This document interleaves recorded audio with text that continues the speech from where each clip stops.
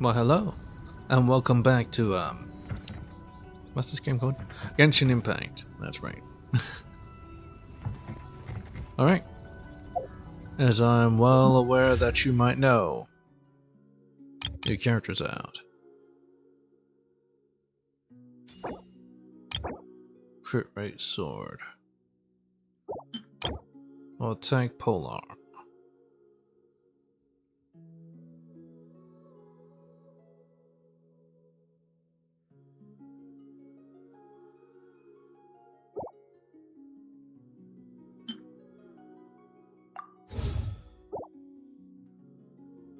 Alright. I'm only after Dahlia, so I'm not trying to get Skirk. We'll see if I accidentally pull Skirk, but yeah. I'll do like 30 pulls. Let's see. Let's begin our ritual over in... Nolan doesn't have anything. You know, let's do Mondstadt in Imaginarium Theatre. We'll see how our fortune is for the season.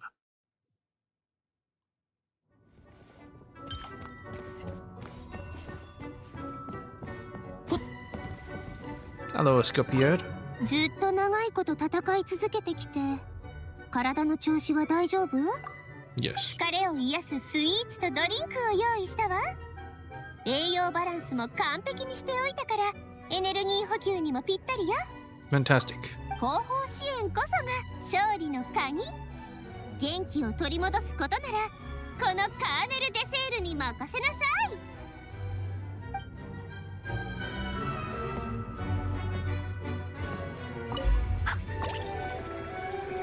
What am I gonna get this time? Season Fortune Slip. All I have said above is based on daily experience, but what of things beyond that basis? Just as the wise have said, once intelligence departs the borders of experience, it enters the realm of flighty fantasy, and thus this tome can provide no answers to such questions. Along with Divinity 9, or IX, as in Noose. It is futile to agonize over things that have yet to come to pass. Rather than hesitate, why not take the first step, boldly pushing forward? The path ahead may be fraught with unknown difficulties, but it matters not. In this, your past experiences shall be your greatest teacher.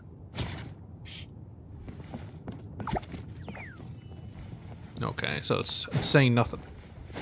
Alright, gotcha. Alright, Leah, I guess. Let's pay a visit to Pervases.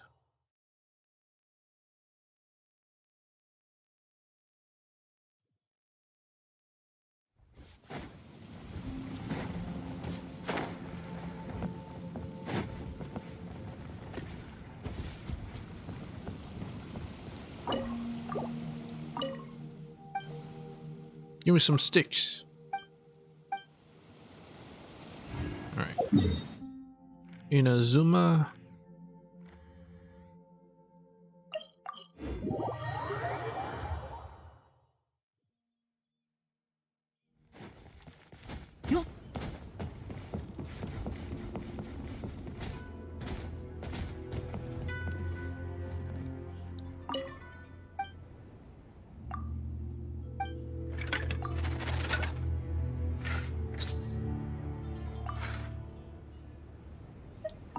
Ah, shit. Meant to talk to Gendo Ringo. Decipher.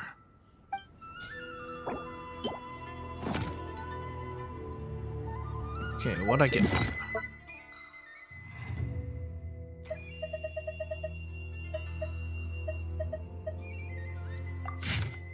Good fortune. Spring has come to the withered tree, and many things are coming back to life. When things get difficult, the solution will come to you. When you are plagued by uncertainty, a helping hand will arrive. Clear your mind and tidy your home. You may find an unexpected fortune. Your lucky object for the day, rising bamboo shoot. Bamboo shoots possess unlimited potential. No one knows how tall a bamboo shoot can truly grow. The mere sight of it is enough to get you excited about the future. Easy enough.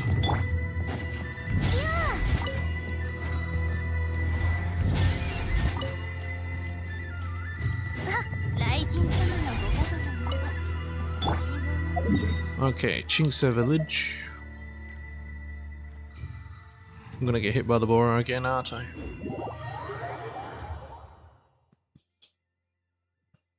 Ah, dodge! Damn it. You son of a bitch.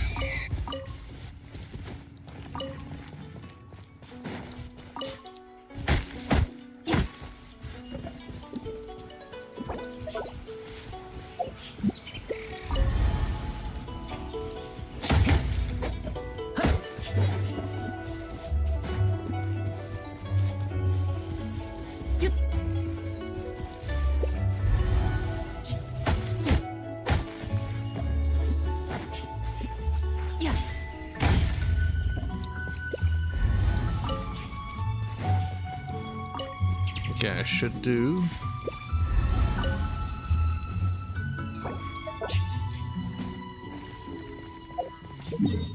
That is that, and then Sumeru. We gotta talk to Arama. Oh, you know, just see him.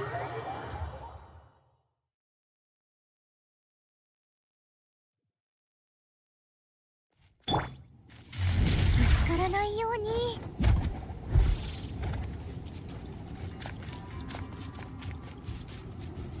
遅刻遅刻。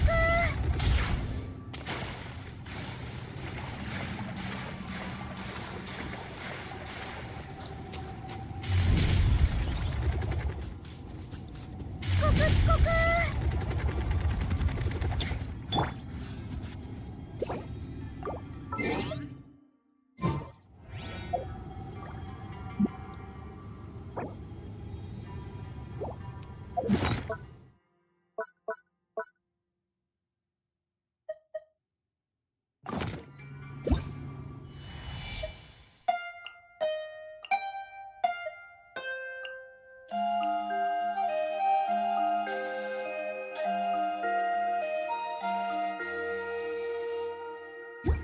Very nice.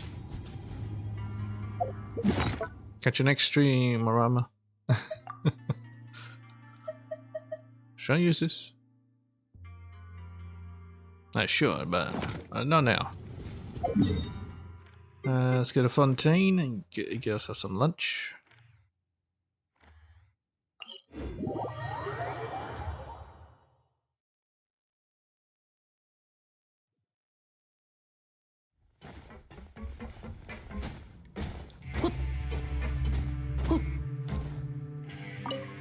Greetings. What can I do for you? I'd like a welfare meal. Yeah, I'm sure I'm doing a meal. Alright.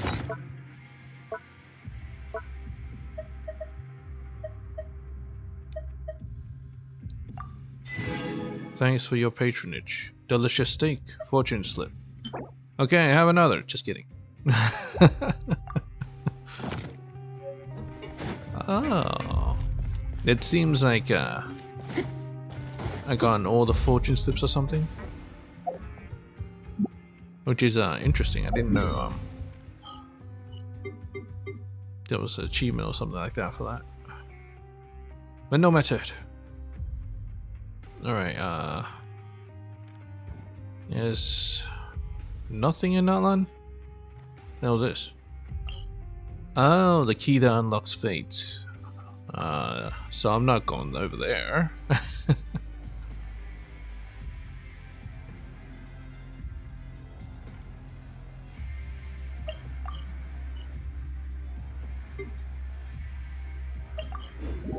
Now just go over here. I'll talk to this Mahiki. Oh, staying right on the edge. Hey my boy, how you doing? Greetings, new data recovery category detected. Initial data detected. All data entries have been added. Thank you for your help. I have recalled my name via the retrieved data. At the time, my creator, Lord Shuquatl, was exhibiting signs of memory degradation and distortion, and the kinsman he cherished most had already severed ties with him.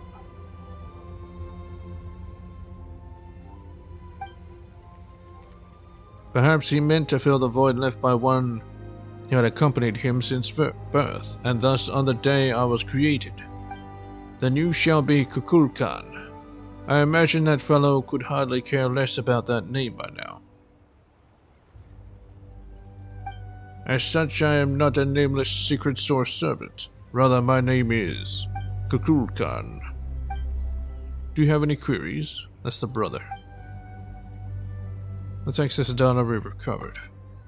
And redeem corresponding content, but records you need to access.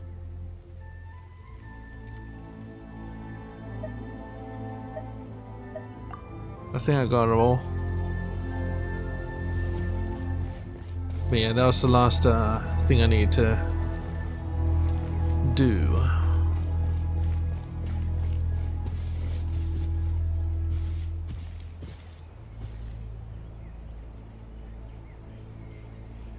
Now look at it.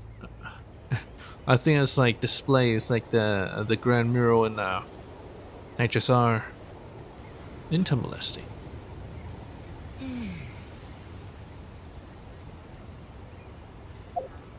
Anyway, we'll head back to Mondstadt. Yes. Strangely, no ritual in Nightline. Or maybe I missed it. I don't think I did. But yeah.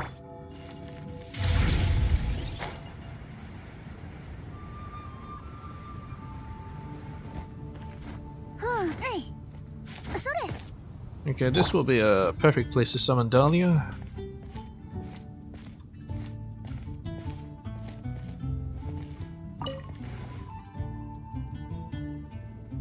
Please bless me, Barbatos, for I have not sinned.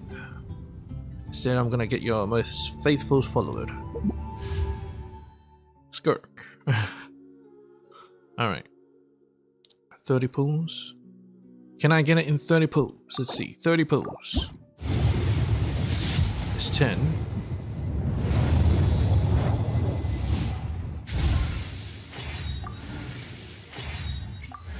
Oh, there we go. Let's do my 30 pools. I think. 見ての通り、今は恐ろしいほど暇です。最近何か困ってることとかありませんか？聞かせてください。思わず笑っちゃうかもですけど、ちゃんと手は貸しますから。I don't know if I should do my full 30 pulls or if I should go for Skirk or if I should just leave it. I'm not sure.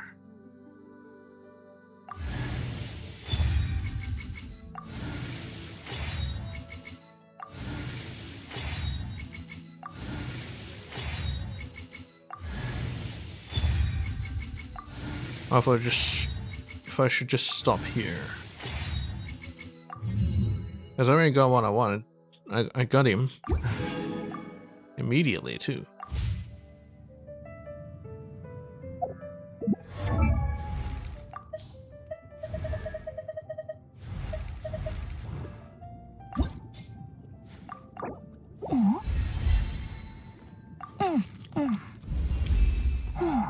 What?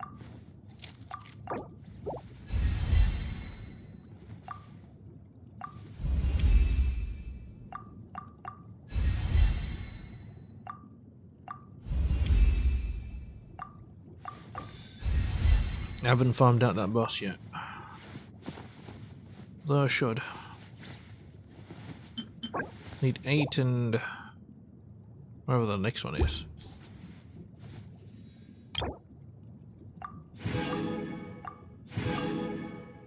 So 7 plus 12. 19.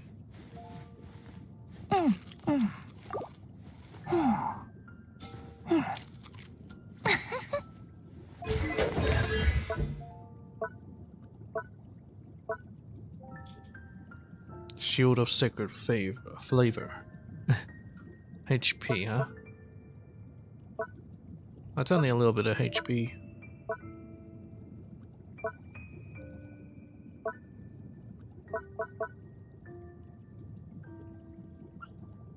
Radiant, Salter. Frozen reactions on opponents will grant Dahlia 2 Benison stacks. I see.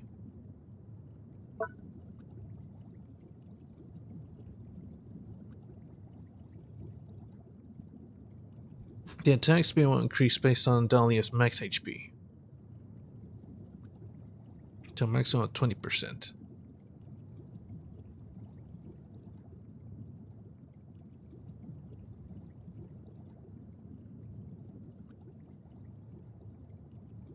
Well, that is one way to go about it.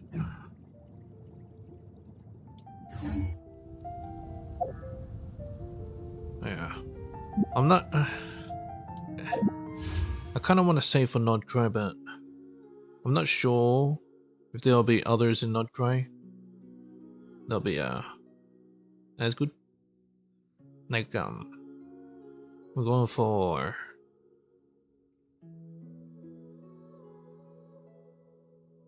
Varka, Alice, if she's even playable, but she should be. And I'm kind of running low on my Primos.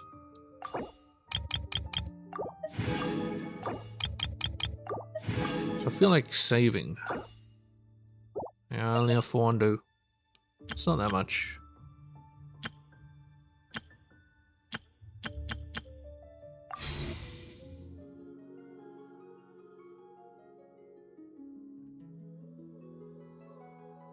Let's see my history.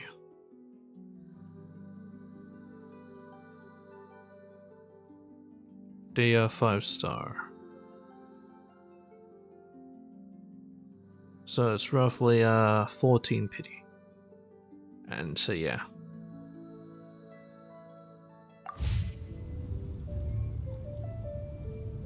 I mean, I already have Ayaka, so it should be fine for a little bit, right? Yeah. I should save.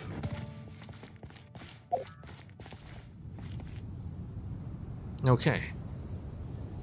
What have we here? Traveler's Tales? I won't do this. Of course, this still lore, so... this are Audible, so I'll keep reading.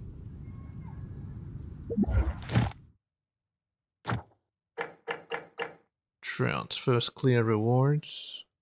What? Claim. Oh. What?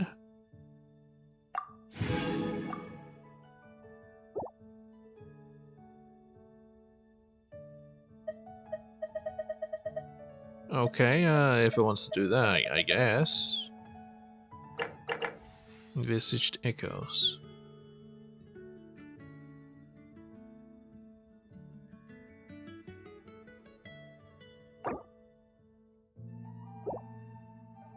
Well, getting up for Shenhe, that's for sure. I can get it during the next thingamading. Space and time for you.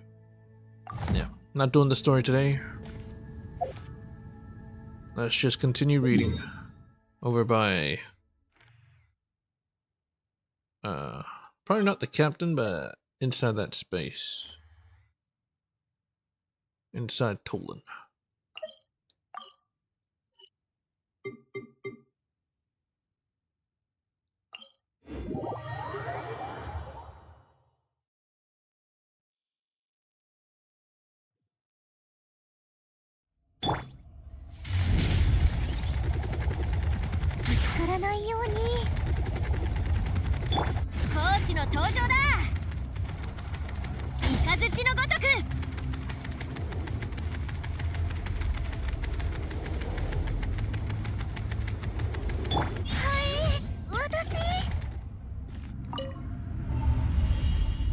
Enter the light.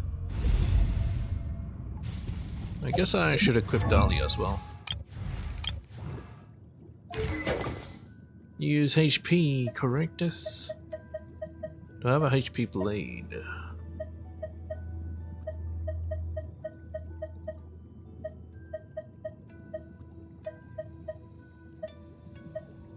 Indeed, the Dockhand's assistant. Healed or heal others. I don't think he heals.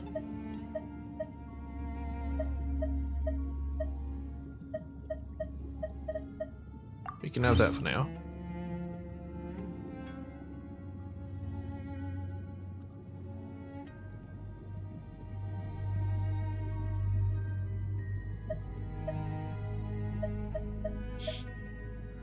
If he can't use that, most likely he can't because he doesn't heal.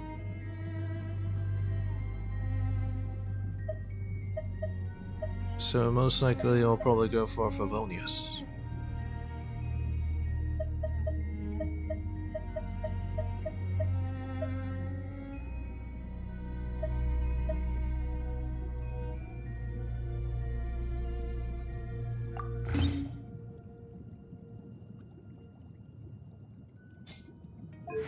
His artifacts will be HP based. Reshape.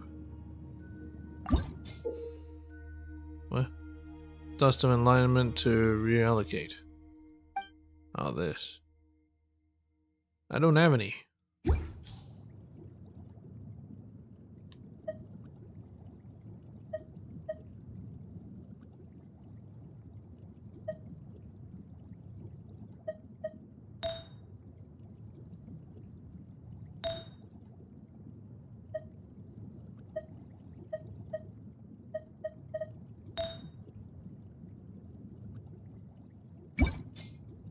Noblesse oblige.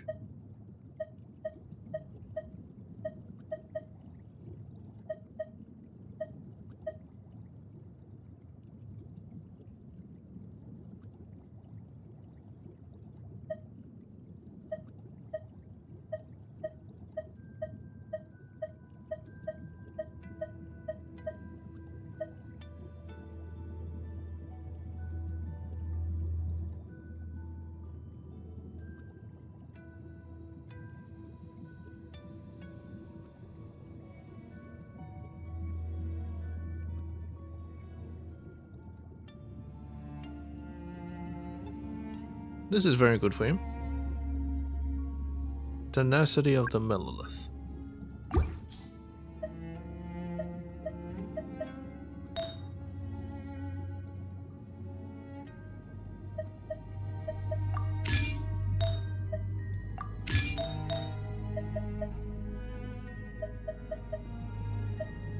I can get another set of this.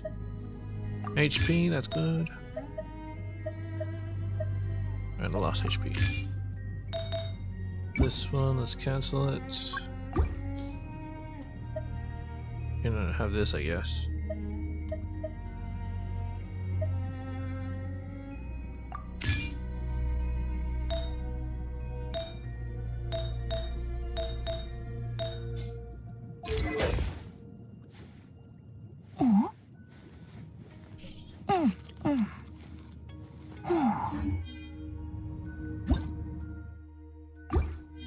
I'm not sure if I should use him in any party, because he requires to be in a freeze team. It's like that'll be the team where I have Icon. Others.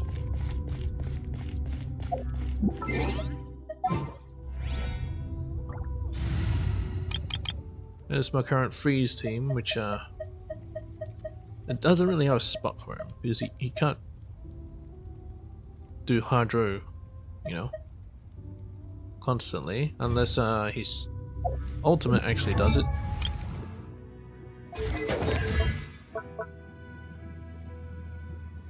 Dealing AoE, granting Spanish Favonian favor, summoning a shield sacred favor.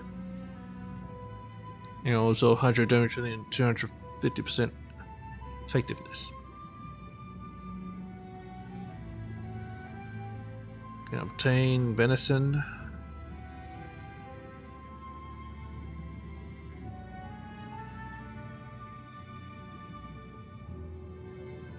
Yeah, it doesn't consistently apply hydro, which I kind of need.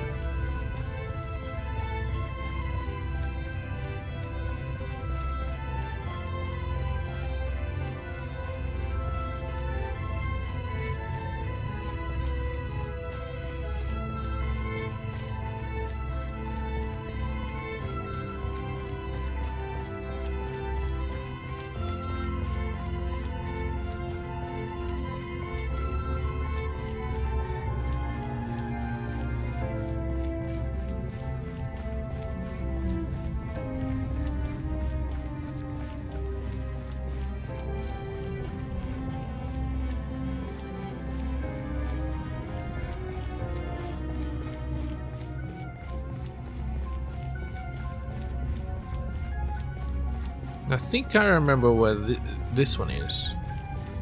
It's where I got the first of the 2 seals with a little buddy. I believe so. Then there's this. I have no idea what this is. It's just a rock.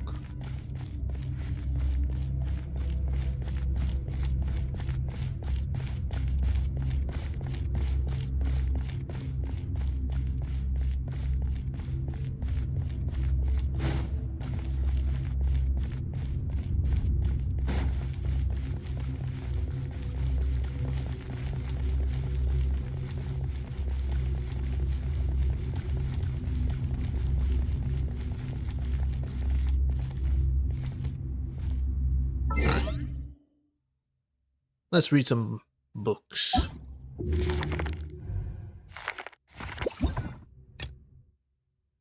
Let's see. Oh yeah, glimpses of mysterious Inazuma. That's from the event that I missed. So maybe I can get it from Inazuma Bookshop, possibly. I'll check it after this. Headless Kokuitao. Didn't I read this? I guess not. Volume 1. A woven scroll from the Masters of the Nightwind. It is said that the stories within are older than the tribe itself, a claim that remains difficult to verify. Volume 1. The weavers of the Masters of the Nightwind know every river of the Night's domain. They know how stories and poems emerge from the Black River of Mictlan. The predatory birds that fly by night are servants of She with the Broken Visage, who took from her master's hand moonlight condensed into 3 silver strands, and crossed the fog of night to arrive in the land of Spirit Flame, commanding blind weavers to craft them into vivid tapestries. These hang in human dwellings, sanctuaries, and places of war, making stories and legends known to humanity. And as the tapestries continue to lengthen, they become history. But as the wandering sage, banished by all tribes, Ropal, the child of the sea, once said, I embrace chaos, yet I know not if chaos embraces me. Ancient stories and riddles always hide perilous secrets. Thus the lore of the night blinded all who weave tales, compelling them to focus on stories while being unable to see the present, causing them to be pricked by the cold moonlight as with needles, yet never to witness the 3 moons' death with their own eyes. Therefore the great master of riddles and allegories remain forever an indiscernible, indescribable mist upon a tapestry. 3 moons again. The tale the craftsman wove next intertwined whispers from the Night Lord's broken visage. Legends speak of a warrior named Kokitao, one of the Masters of the Nightwind's precursors, whose soul's homeland lay beneath a distant midnight, under a frigid sun, bearing the stone club Makana. He wandered the earth, following a contract forged with gods, dead and cold, his life steeped in war and chaos. It is said that, on a night of wind and rain, he made a wordless pact with the deity of the dog days, thereby mortgaging his fate to the Kame twins from a plague-ridden land. The deity of the dog days bade Kokutao punish the deluded ones who had forgotten death, to bring down freezing smoke and dreams from the starry sky, and distribute them to the people. Thus Kokutao used Makara to bring forth death irreversible, guiding the masterless souls back to the deep black river of Mictlan, returning them to the Night Lord's slumber. Ever did Kokitao's fingers grip Makana as he trudged it knee-deep in blood. Countless days and nights of struggle and slaughter at last pacified the madness that had torn through the starry skies. His companions followed behind him, one among them named Nagual, a cunning shapeshifter from a distant scorched land that burns endlessly even now. Mejvari. When the last fantasist was executed by Kokitao and his companions, when the river of blood at last pleased the jade-skirted master who dwelled above the thundering clouds, and who then called down sweet rains to cleanse all rivers, the deity of the dog days refused to return the hero's soul, instead commanding the treacherous Kame twins to direct the despicable Nagual in secret. Thus steered, Nagual hewed Kokitao's head with an obsidian blade. And so headless Kokitao failed to complete his covenant with the deity of the dog days, and could only blindly follow the Tsitsimime in their wandering.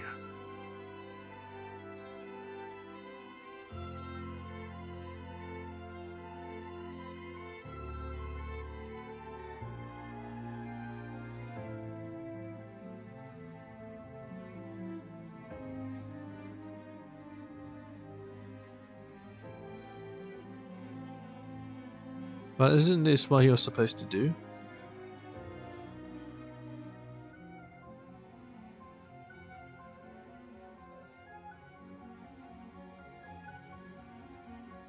He made a wordless pact with the deity of the dog days.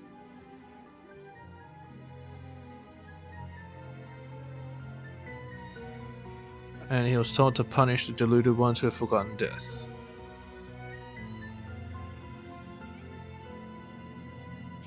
But he did that. And so the deity of the dog days just went back on his word? Son of a bitch. Anyway, Volume 2.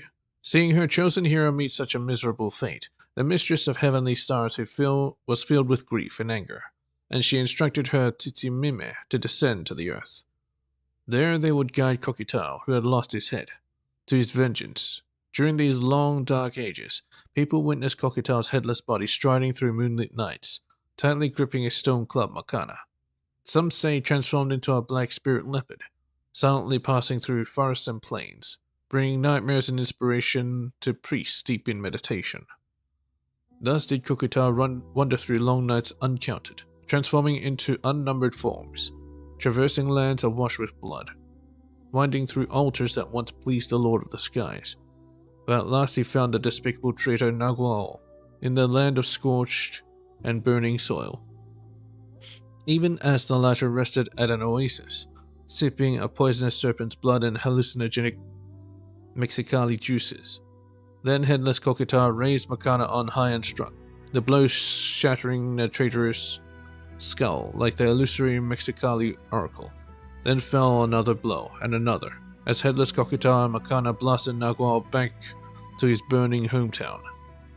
But though his vengeance was complete, Kokitao's spirit was already one with the life of the earth, never to return. Naught but eternal burning, icy rage remained within that headless body, akin to the cold sun in the night skies over the land he called home. Long, long after, even after the deity who reigned over the dog days, the cunning twins, and the master with the jade skirt had all passed away, after the starlit-born Tsitsimime had begun to flicker, their light decaying. Kokitao's wrathful flame, the weaver's claim, has not yet gone out. His headless figure still wanders the silvered plains at night, prowling the deep forest choked in shadow. And they say many heroes have inherited Makana in times of tumult and trouble, the legendary tyrant Och Khan being one of them. He too ultimately met his end in raging fire. But that is another story. Ah yes, Och Khan. Toki Alley Tales, still gotta wait. Compore the Cunning and Sunjata's first foray. Alright. Compore the Cunning. Let's get some water.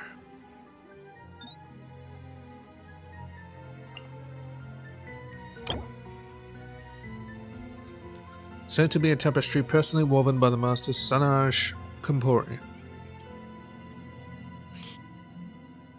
Its contents are both short and strange, generally believed to be a work of pure fiction. Generally. This tapestry is said to have been woven by Sanaj Compore, a hero of the Masters of the Nightwind. Its contents are brief and bizarre, often dismissed as a joke by the elder shamans, And just like the countless jests this cunning hero told throughout his life, this one's colors carry a hint of moonlit darkness. Some say it was due to the thread he used, while others claim he ground obsidian and black-colored mussel shells into powder to achieve this touch of divinity.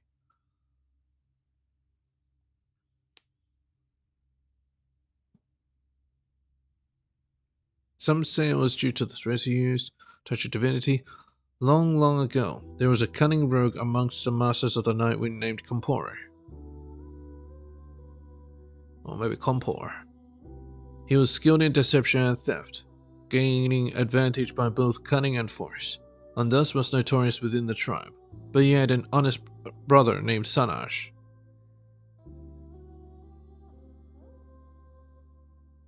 In that ancient time, the law of the crossroads still walked among mortals, bestowing the grace of sleep or death upon the 6 tribes' people, guiding them along the path to the netherworld, and merging their souls into the great Black River.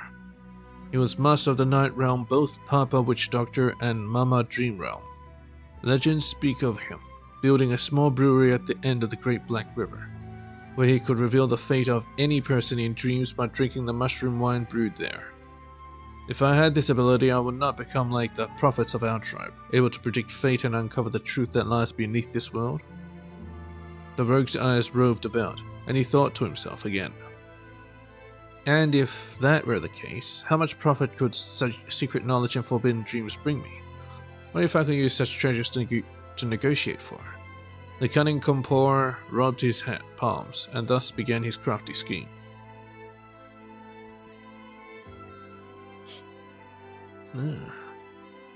Volume 2. To trick the law of the crossroads out of this miraculous mushroom wine, Compor brought his honest brother Sanaj and said to him, "My brother, your kindness is renowned throughout our tribe. I know you have a pure heart, always speaking honest words and doing earnest deeds, so I ask you to keep our upcoming plans in strict confidence, with true heart and kinship." Sanaj, unaware of his brother's sinister plan, nodded and agreed. "Alright then, I'll tell you my plan, but you must cooperate with me and not reveal it to anyone." So Compor began to slowly unveil his wicked scheme. "I want you to visit a law of the crossroads, claim that I am on the brink of death, and say that you hope to obtain Papa Witch Doctor's medicine to cure my illness. While that is happening, I will infiltrate his hut and steal his mushroom wine. With it, we can grant more wisdom to our tribe and eliminate more of its troubles. Think it over, would you, dear brother? Just imagine how much our tribe would gain from obtaining that wine, not to mention how much we both benefit." The younger brother had wanted to refuse, but having rashly agreed to his brother's first request, he could only consent to Compor's sinister plot. Of course, this is merely Compor's own account, but he cast himself as a villain who betrayed his brother, and is this story truly or falsely told? Yet since he has become a tribal hero, very few dare to investigate further. Volume 3. Although Sanaj had agreed to his brother's treacherous plot, his honest heart was filled with anguish and doubt over deceiving the law of the crossroads.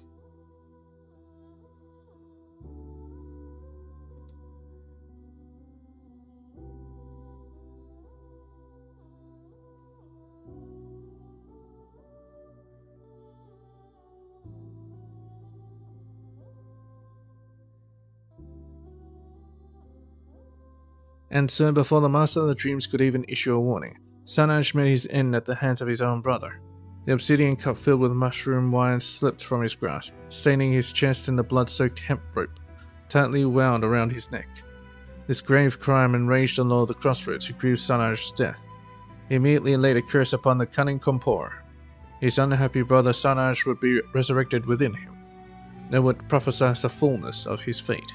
From that moment on, all those he had deceived and murdered would be forever etched in his memory, and every lie he had ever told, his brother would repeat 1,000 times over in his ear. Thus did Compor gain the boon from drinking the mushroom wine, yet stained himself with an indelible sin and curse. So it was that Compor gained a new name, Sanaj Compor. Only much, much later, when Tinnock mustered heroes for a final stand against the wild, pitch-black torrent, did he finally find a way to redeem himself. But that is another story. Likewise, since many tribespeople have witnessed Sanash Kampor's scheming smile in the pitch dark night, even after that decisive day of battle, that story must surely be yet another of Sanash's Kamporo's jokes or riddles. I'm not sure.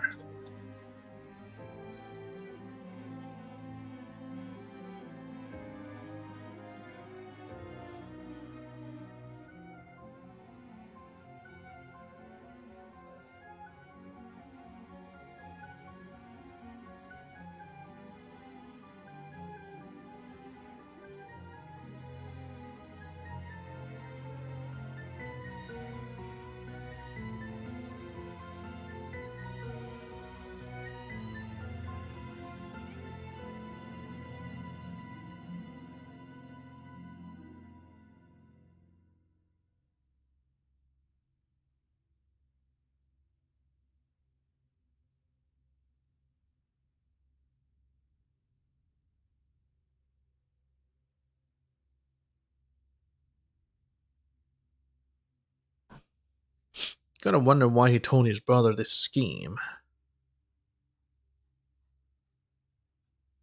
When in the end he just killed his brother and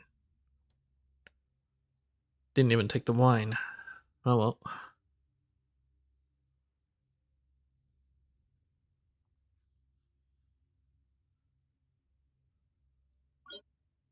Sunjata's first foray.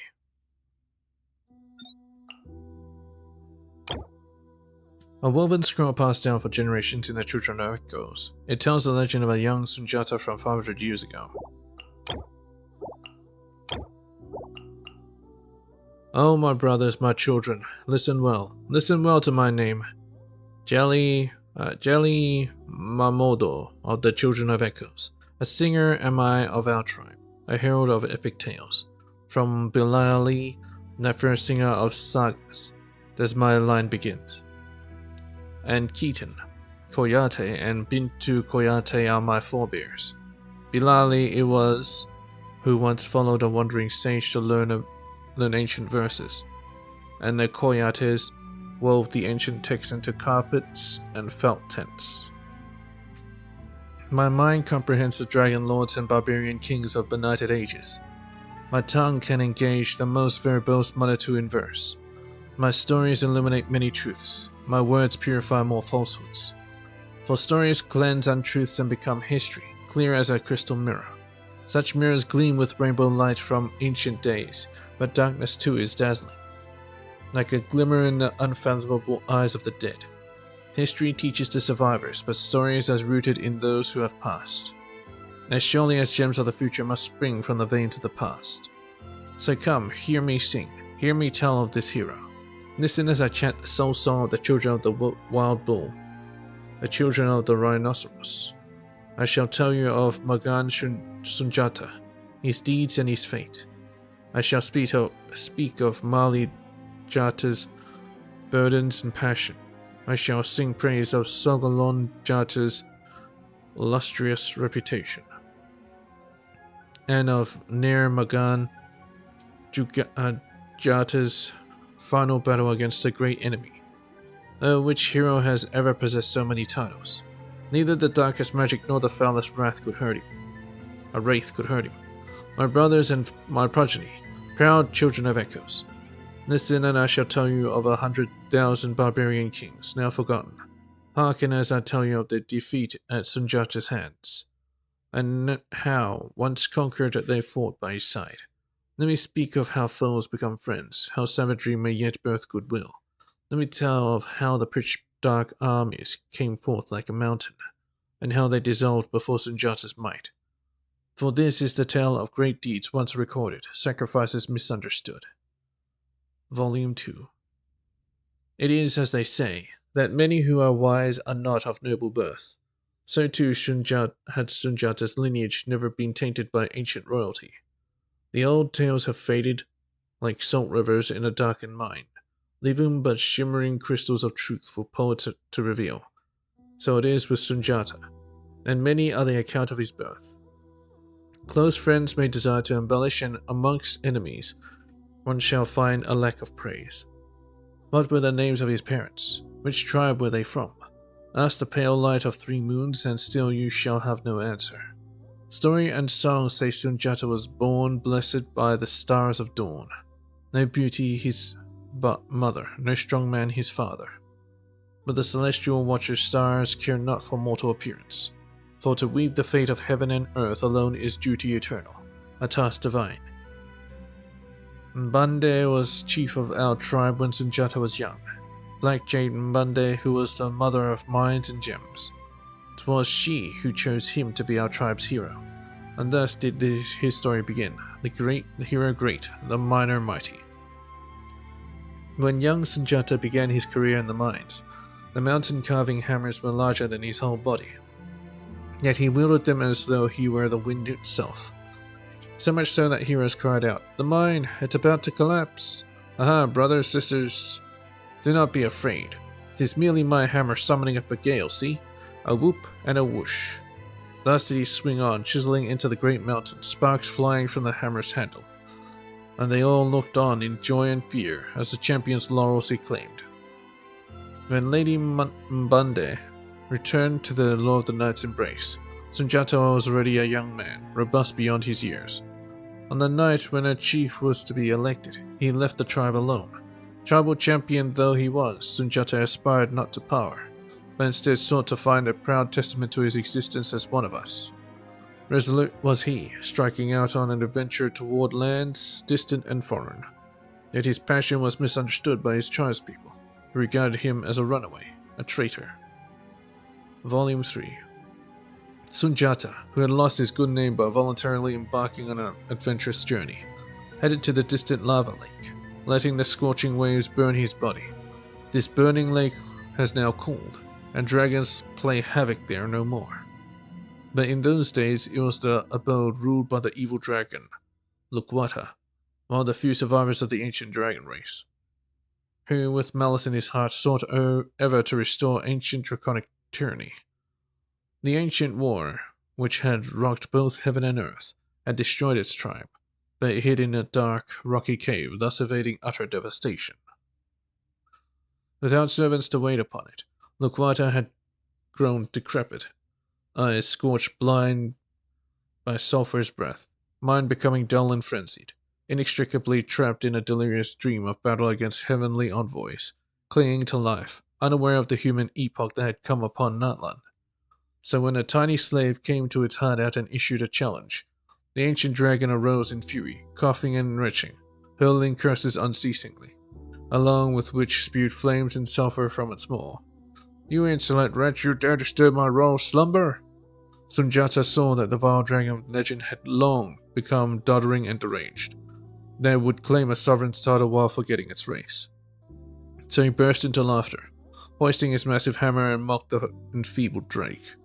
"I am merely a nameless miner, not some contemptible knave, just as you are no king, merely a tottering lizard." Rage surged in Lukwata's throat upon hearing these words. With more wild retching, it spat forth filthy, scorching lava, billowing forth flames of pitch-black smoke, at which Sunjata did not even frown, instead swinging his heavy hammer down on the old drake. Old and infirm was Lukwata, yet when enraged he remained terrifyingly formidable. And as the great heat of the magma scorched Sunjata's hair and eyebrows, the dragon's fierce venom again seeped into flesh and viscera, the unbearable agony burning deep. At its massive yellowed fangs left festering wounds, while sharpened claws tore open old scars. Yet on and on Sunjata swung, enduring tremendous pain, until the dragon's craggy head split open, until the hammer storm blew the black smog away.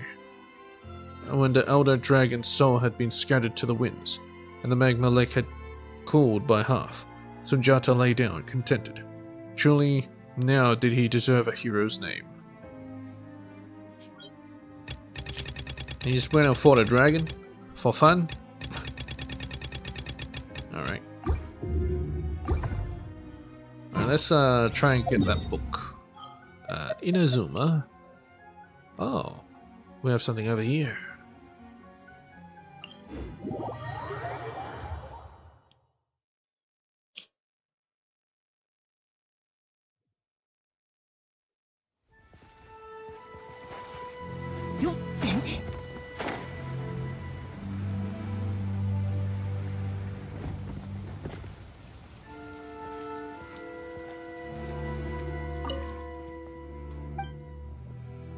I'm gonna buy some books.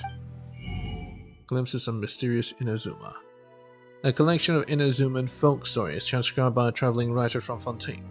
Its pages contain a wealth of myths and strange tales passed down orally by people from all over Inazuma.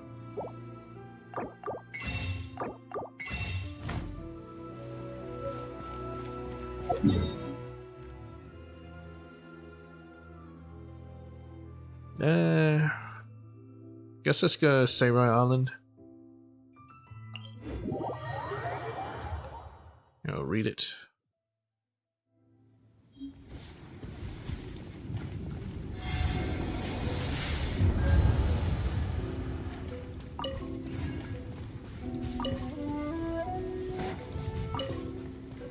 Actually, no, not here.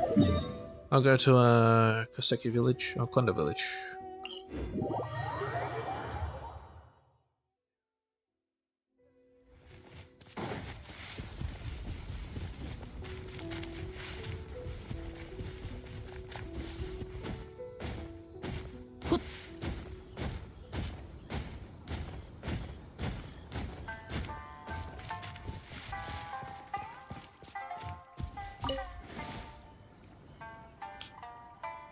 All right.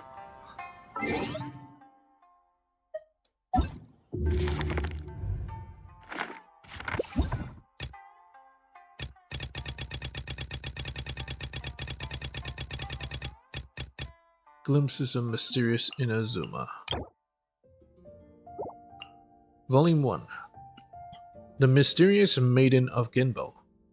A long time ago, there lived an official named Takehiko. Refined and elegant, this young man trained himself assiduously in both the cultural and martial arts, garnering the respect of his peers. One day, when visiting the home of the illness-stricken Emon no Kami, chief of the gate guard, Takehiko chanced upon the chief's only daughter, a young lady named Sayohime.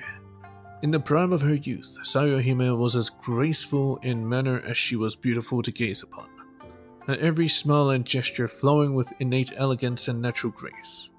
It was love at first sight for both, and so deeply were they enamored that they secretly pledged their lives to one another behind her father's back, planning to formally propose their marriage as soon as they came of age. To Takehiko and Sayohime, I see. The years slipped by, yet before long, rebels began to stir up trouble. Takehiko resolved to follow the shogunate's orders and join forces to quell the rebellion. Upon hearing of his decision, Sayohime rushed to meet him. Tearfully, she said, "You soon depart for war, with no promise of when you may return. The battlefield is perilous, and I shall be cursed to wait alone. If you truly love me, then stay by my side and grant me the honor of being your bride. I harbor no grand ambitions for glory, prestige, or wealth, and only wish to spend our lives together happy and in health." Afterwards, Sayohime recited a poem on the spot, which may be translated as such. How deep the suffering, how bitter it is to yearn. My sleeves are soaked through with anguished tears. Like autumn's morning dew, I will scatter as dust in the mirror for you. But Takehiko was unswayed by her plea. He replied, "It is my duty. Do not mourn our parting, beloved. It is but temporary. If I lived 1,000 lives for you, I would keep my loyalty. We are born into the world in our proper time and age. How could I sit idly by and watch while a war is waged? I will return from battle with victory in my wake. Then your hand in eternal union, our marriage, I will take." Having said this, Takehiko gifted to Sayohime a hand mirror of exquisite craftsmanship to be held by her during their wedding. He too bequeathed upon her a poem, which may be translated as such. "Though my long quest may have no end in sight, neither does the oath to my future bride. Though the earth may see us 1,000 miles apart, we share the same starlight that binds our loving hearts." And so they were separated, and so did months pass.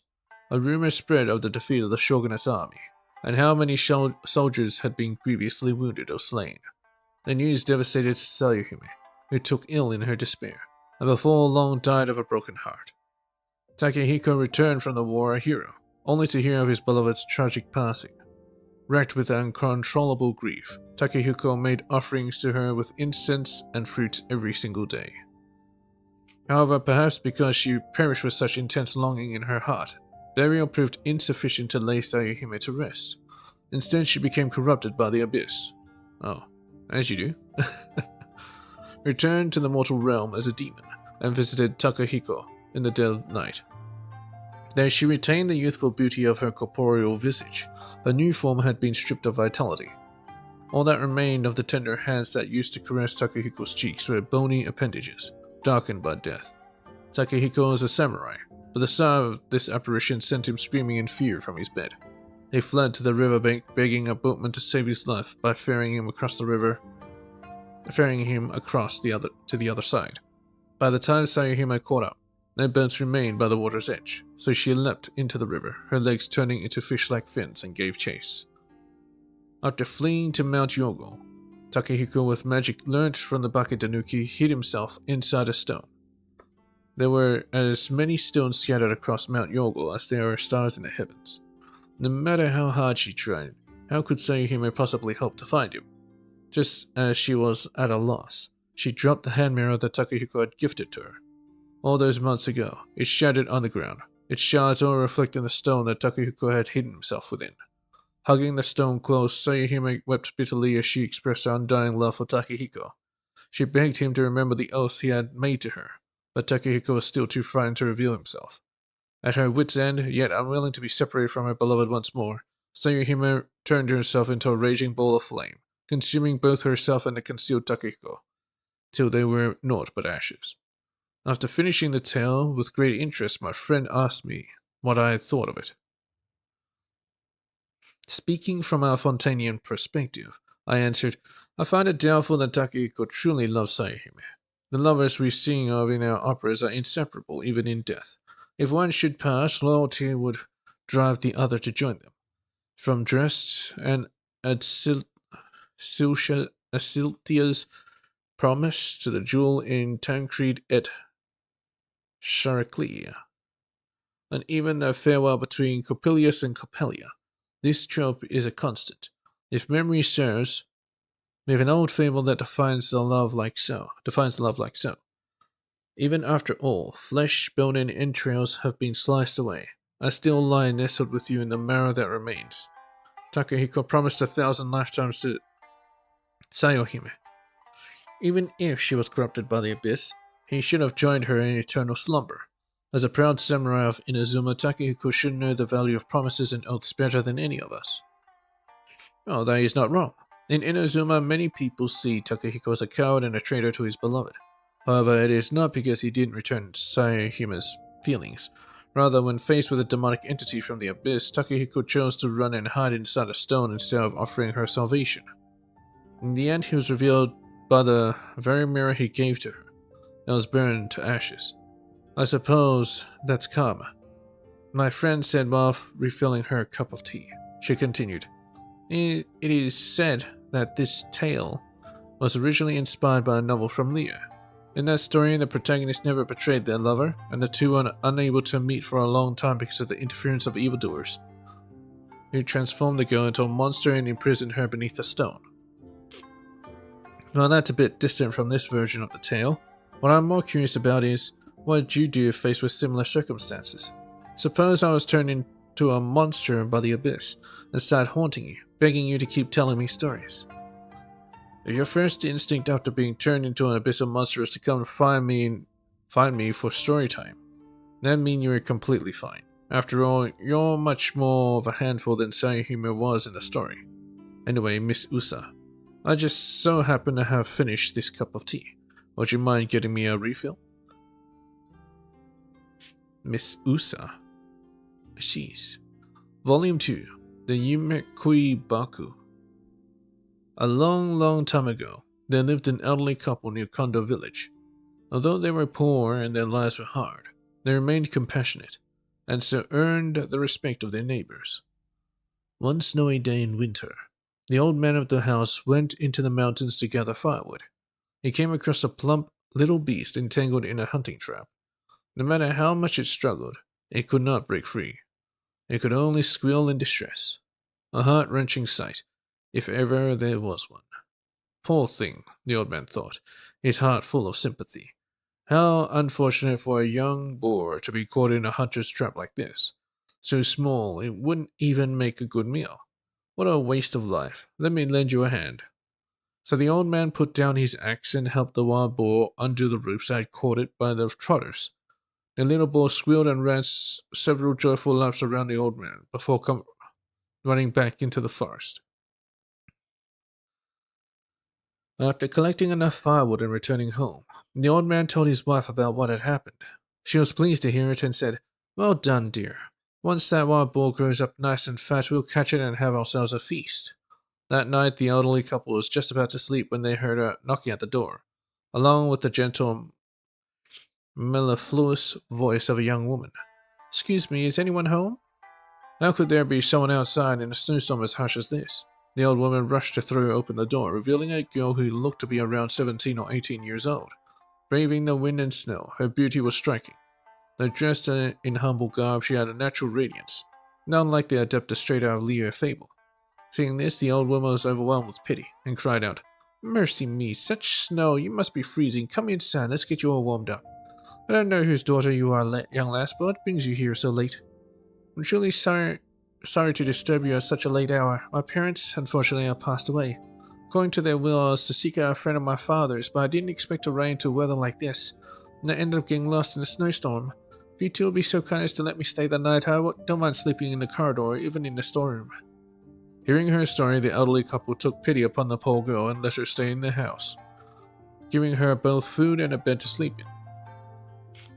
Perhaps because of this good deed, both the old man and woman were graced with beautiful dreams that night. In the days that followed, the snowstorm did not cease, and the elderly couple continued to let the young girl live with them.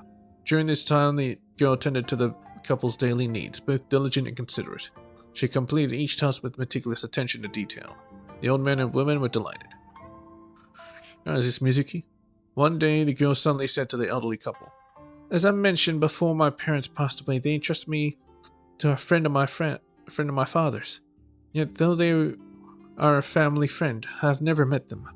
I don't know what kind of person they are, or if they are willing to accept a burden like me into their life. You've taken such good care of me all this time, and I don't know how I could ever repay the favor. If you would not object, I would love to be taken in as your daughter. Although I'm just an ordinary girl, I'm willing to do my best, however little that may be, to look after the two of you from here on out." Hearing her words, the elderly couple was overjoyed. Having no children of their own, they had suddenly gained a daughter who was both intelligent and considerate. They could ask for no better blessing.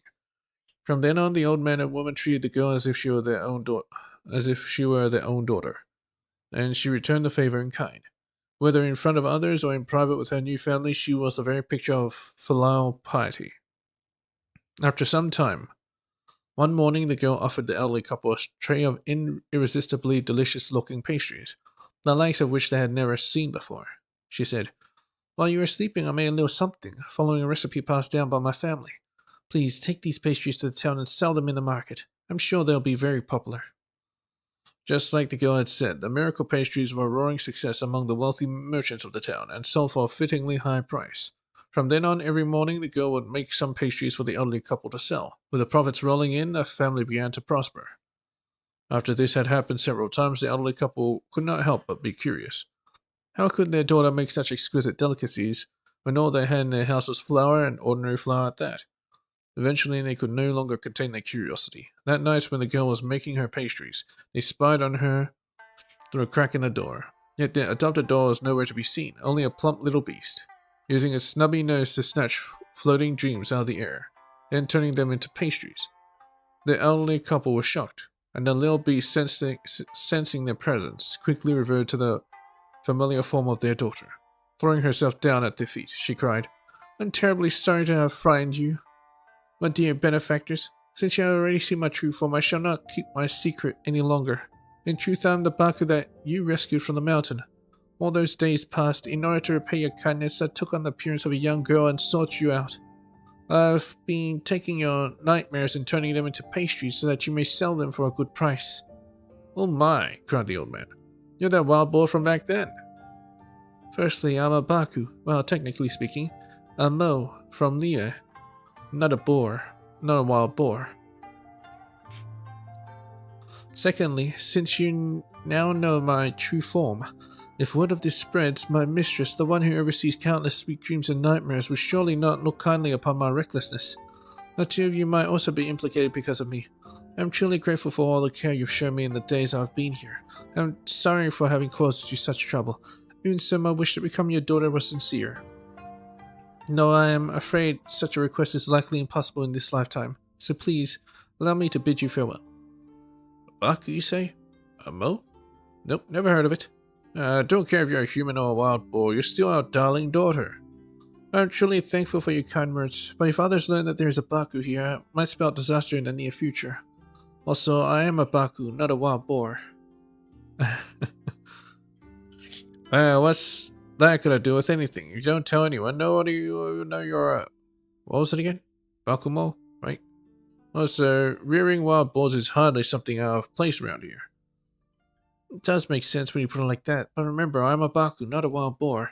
And just like that, the young Baku stayed by the elderly couple's side. With their daughter's delicious pastries to sell, the old man and woman spent their twilight years in comfort and prosperity. And they all lived happily ever after.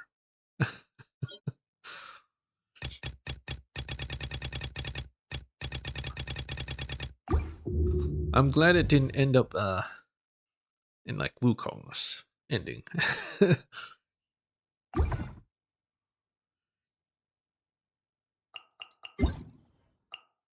Venti's birthday gift of enlightenment. Nice.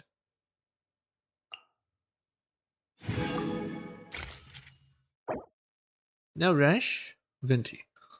When you receive this letter, hold it in your hands and stand by the window. Do you feel it? That gentle breeze nudging at your back? Why not follow the little leaf it carries, just big enough to rest in your palm, and let it guide you here to me? But don't get distracted by the scent of hash browns along the way, you hear? If you stuff yourself silly, the feast I've prepared might end up feeling a little neglected. Just keep walking, just a little further. You want to leave Mondstadt's lively bustle behind for now. Can you hear it? That melody is growing clearer by the moment. The sunshine is beautiful today, and the picnic mat is as cool and airy as the breeze dancing across the lake. You spot it from far away, but of course, take your time. I'll be right here, waiting for you and strumming a tune.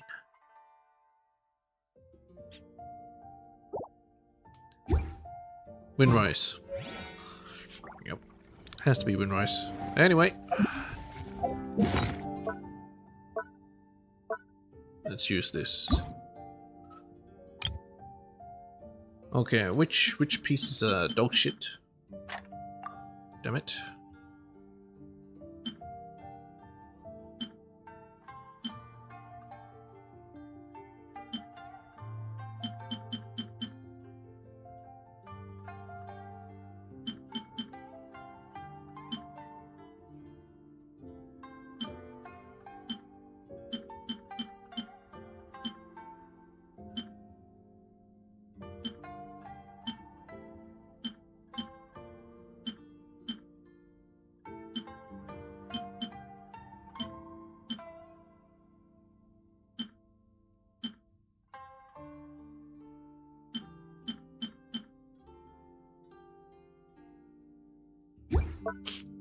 I guess I gotta level up some more artifacts.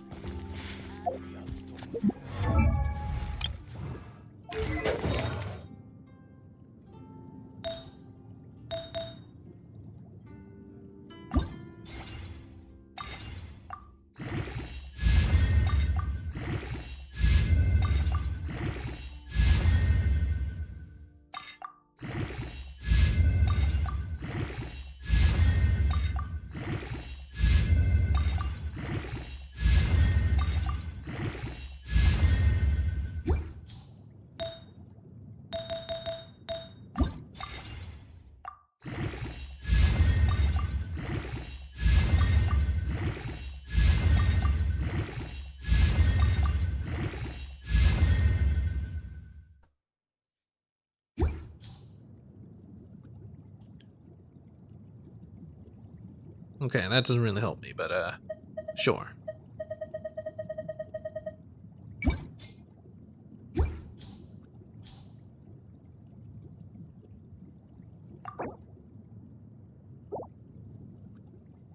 Use recommended order.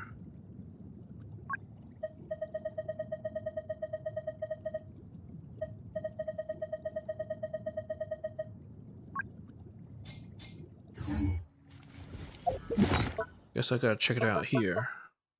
I'm trying to check out the ones I have locked.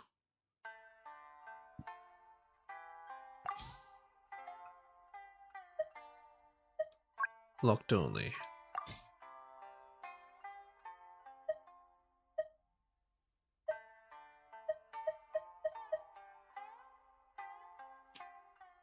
Let's try. Enhance this.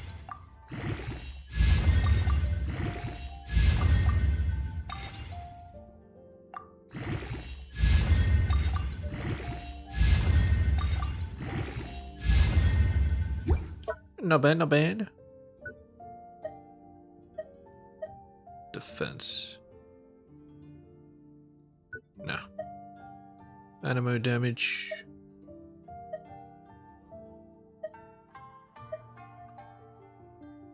Energy regen. Let's try this one. Damn it.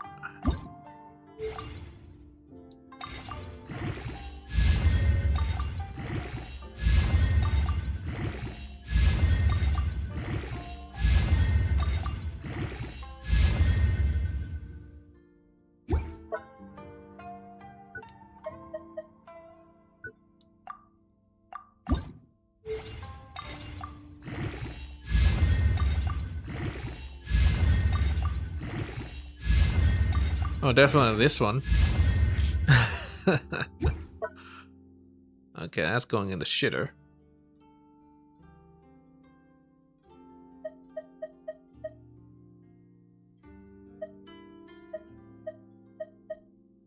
This can't be my only locked ones. Marked.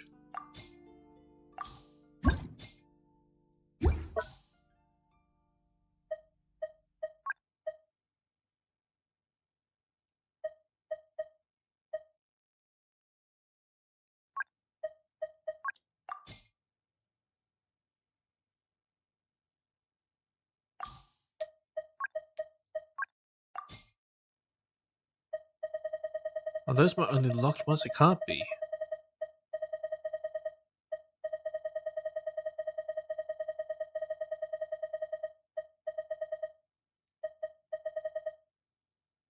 Circle at top logos. Eh, whatever, I'll just... Damn it. Damn it.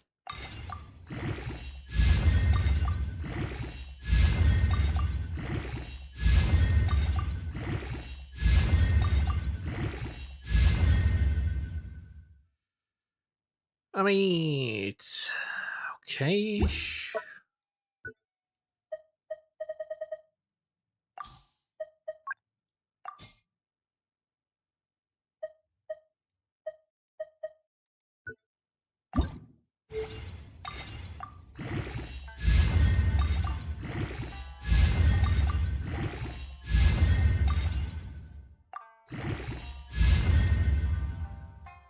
Materials.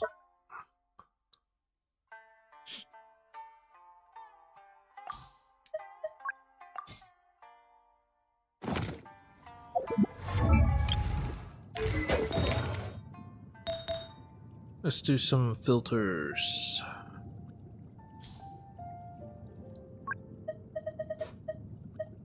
Okay, I'm looking for a healing bonus.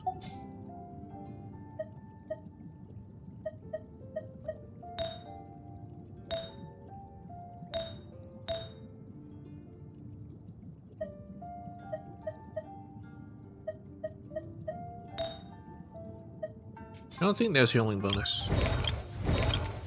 Let's go to someone that doesn't have artifacts on. Might be easier.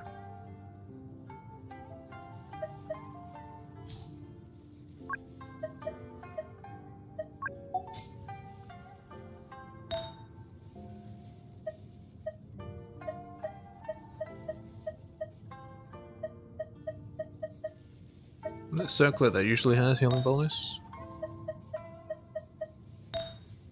I would have sworn I had a healing bonus one. Oh, if I don't have any, then whatever.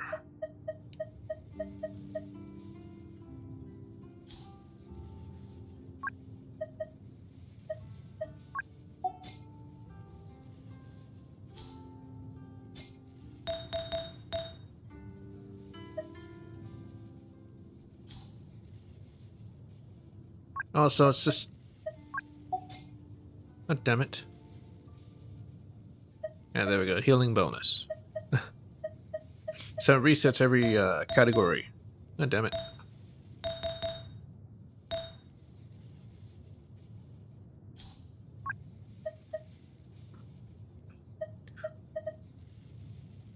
Go for defense percentage. Not that I want them, it's just I want to see which ones I can get rid of.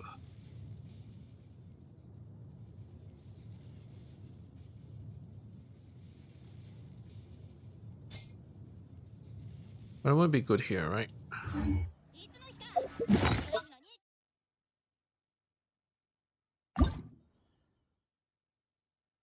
Quick select, I can't select anything. Artifact set. No sort. It'd be better if I can actually sort it here. Based on the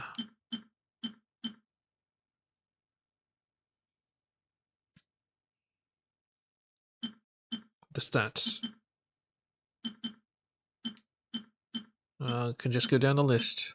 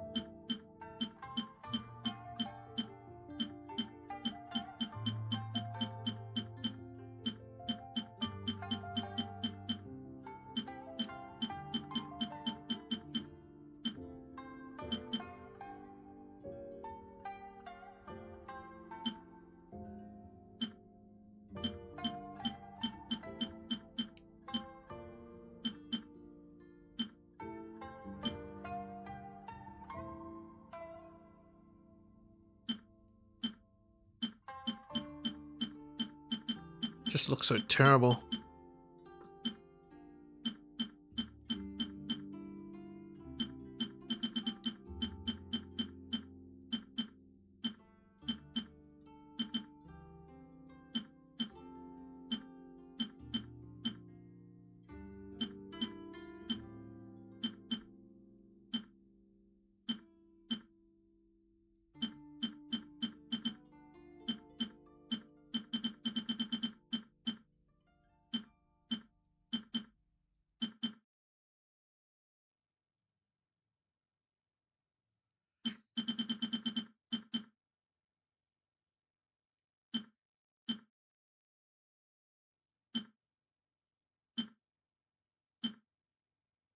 Now think about getting rid of the defense stat ones that are on the attack sets, vice versa.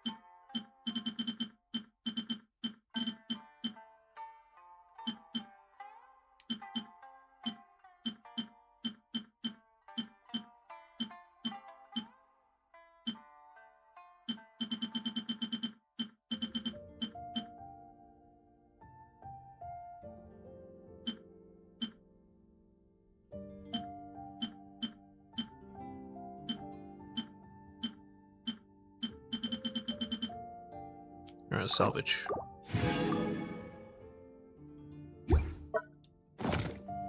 It's just not easy to salvage those ones because I want to order them by their main stat. And I can't.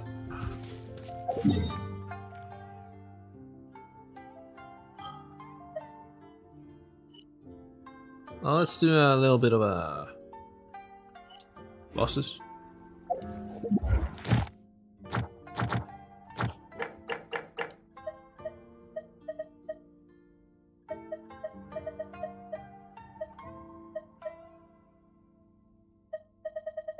Let's do this one. Unresolved chess game.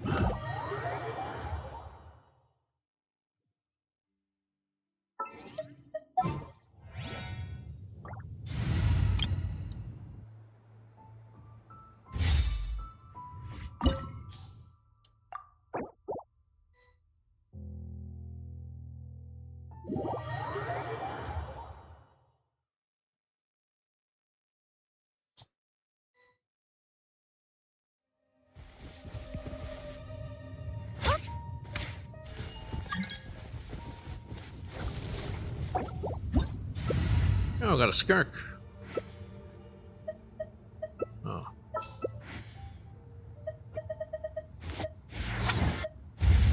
I guess let's do this.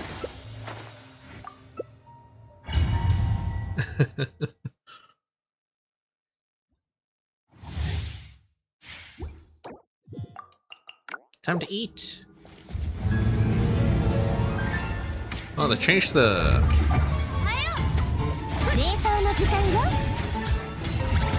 chat. It's so much smaller now.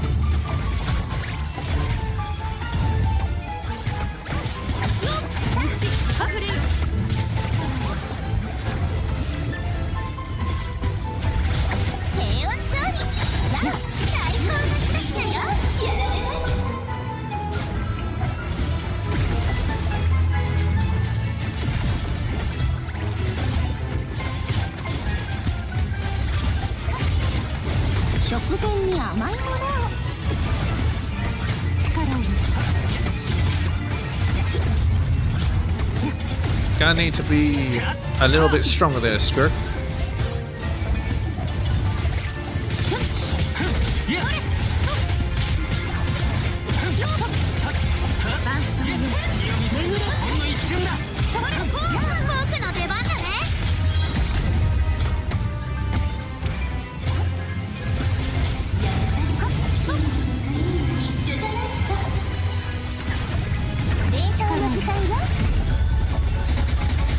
What's it going after me? What do I do? Man, the green piece is really dying.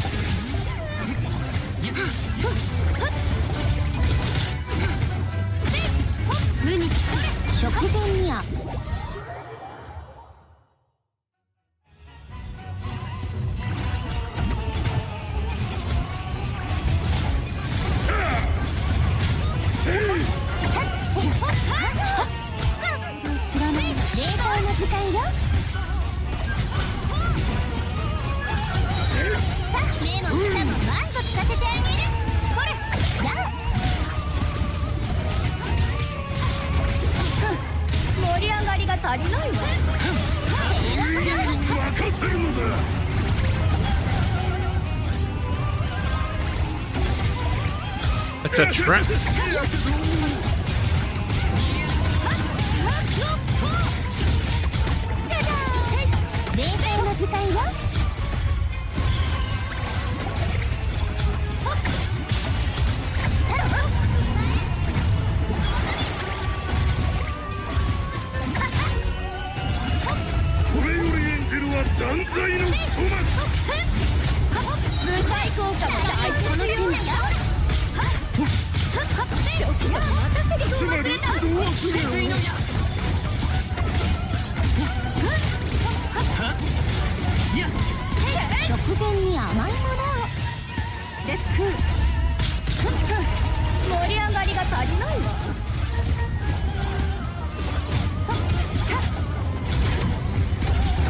Nice.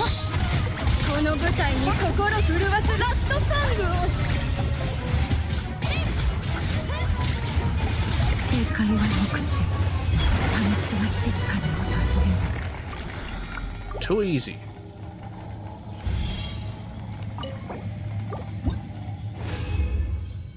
Yeah. I don't think this script was strong enough. Not strong enough for battle yet. Oh, nice lizard. I'm out of here.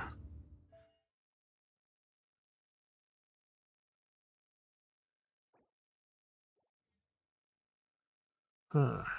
What else is there to read? Weapons, gliders.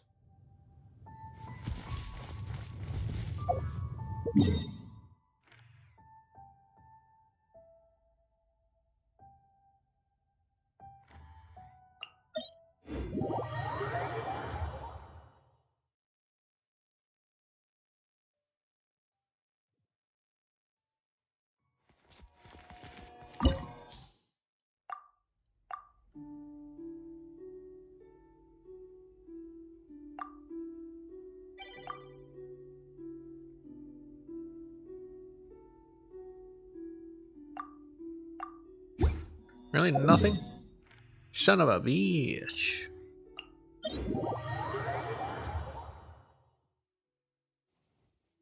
Actually, what I could do is just farm the boss I need, so I can level up Dahlia. Because these guys ain't showing up for work. All right.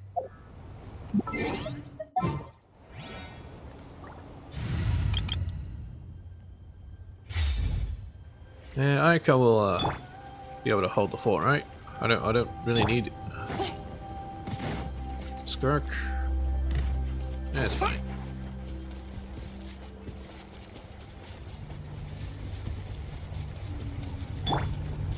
Wake up! 命ずる念の表像。冷凍の時間よ。やあ、目も舌も満足させてあげる。さあ、痛がっちゃいないわ。失礼。桜吹雪。はい。やっ。終わりね。撤収。はっ。かかれ。天心直送。連気過信魂を。食前にや。雪を前。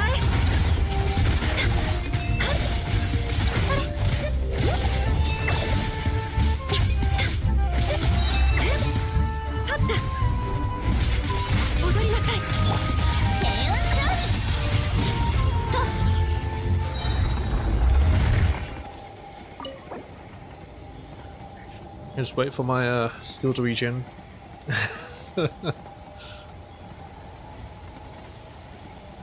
That should be good. Oh, useless. Where's the trash button?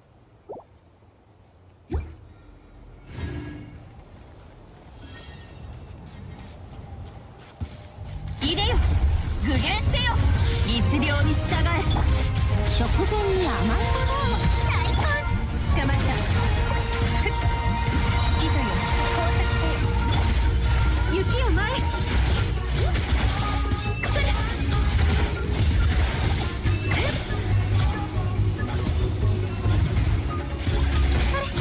失礼。念の表像命ずる。天心直送。神里流。消滅。目も舌も満足させてあげる。痛がっちゃいない。踊りなさい。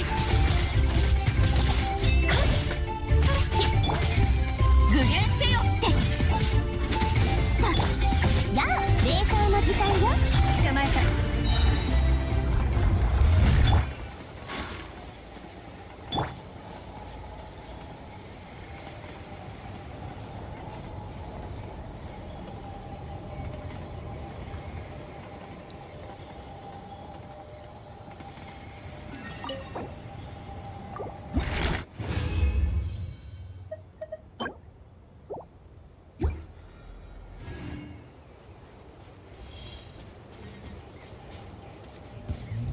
Look alive!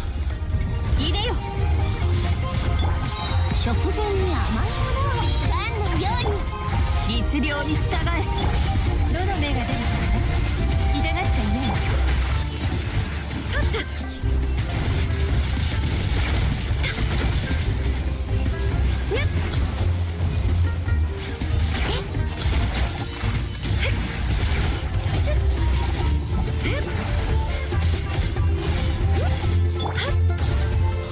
後悔するぞガッて冷凍の時間よ捕まえた雪を前神里流消滅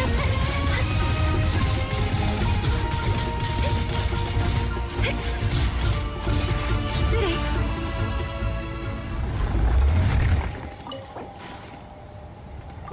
Okay, that's it.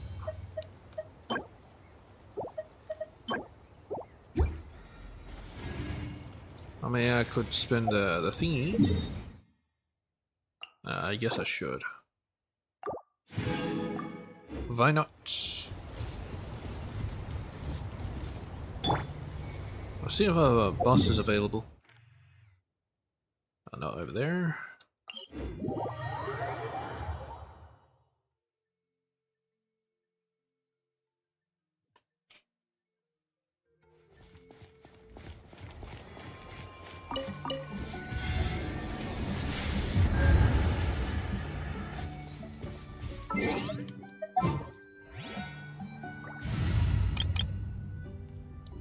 I deploy. Let's try the mountain queller again. If it don't work, then I guess I'll go for the wolf. It's pretty easy anyway. Oh, there we go. There do we go. Ooh.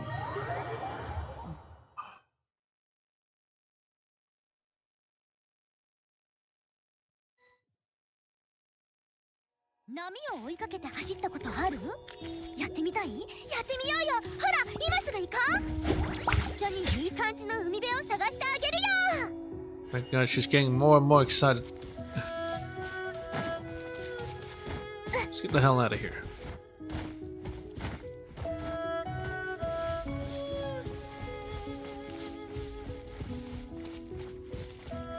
Come here, fish.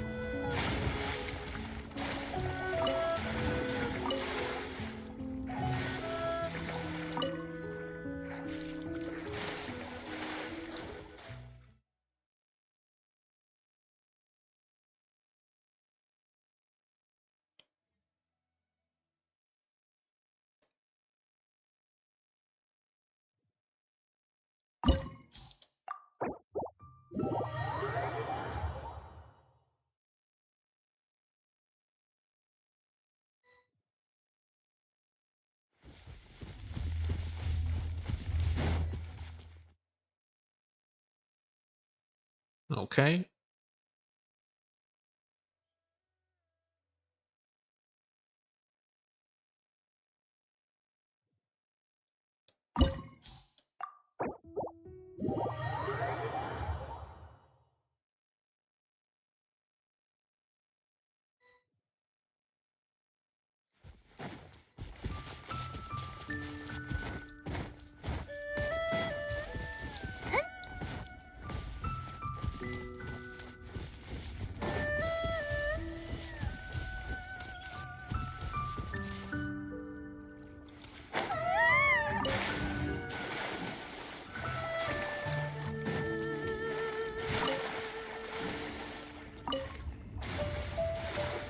There we go.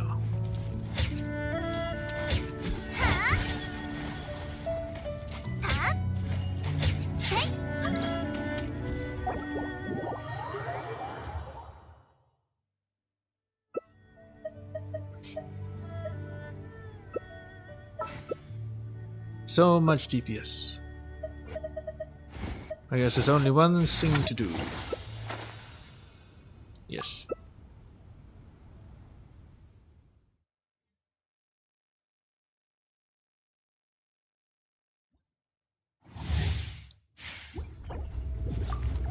Time to eat. There's some energy. 低温調理。凡人身の程をわきまえよ。変わる。Oh. 千年もの雪辱を果たす。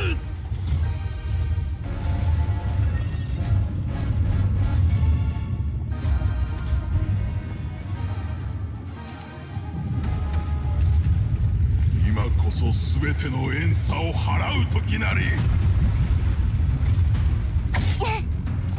食前に甘いものを最高の一品よ。Watch out for the hydro! 大地の憤怒は静まらぬ。契約はまだ終わっていない。 The hell? Where'd she die? この地が貴様らの墓場となる。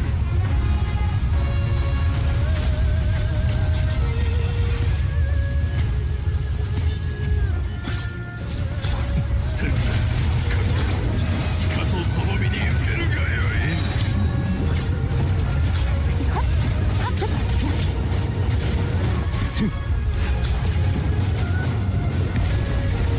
人類星々さはっ目の下も満足させてあげる。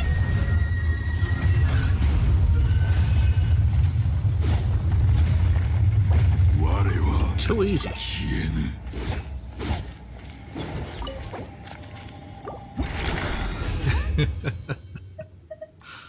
Yes.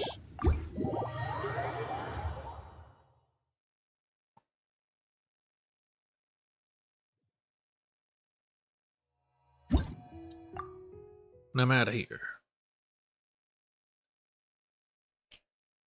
Okay, now I spent all my resin. I gotta look for shit to read. This never happened before. Well, I'm actually up to date on these stuff.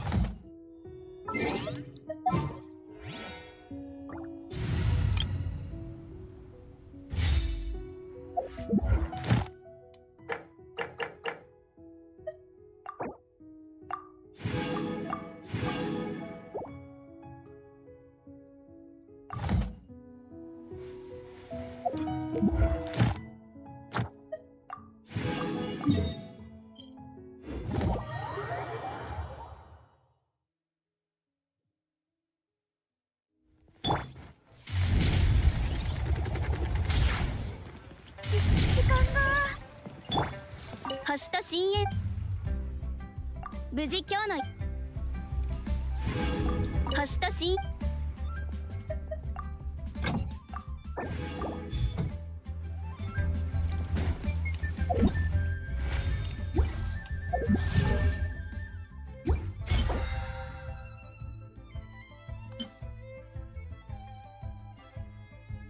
I think I have a lot of this. So yeah, let's go for the others.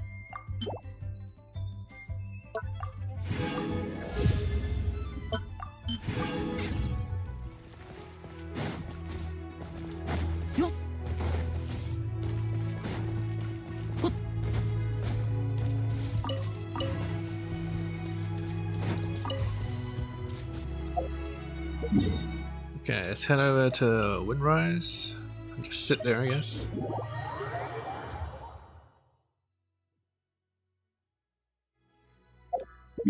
I don't think I'll do Spiral Abyss yet. It's got plenty of time.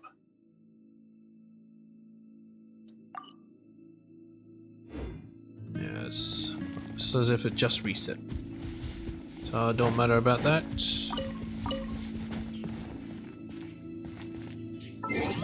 Let's see, archive.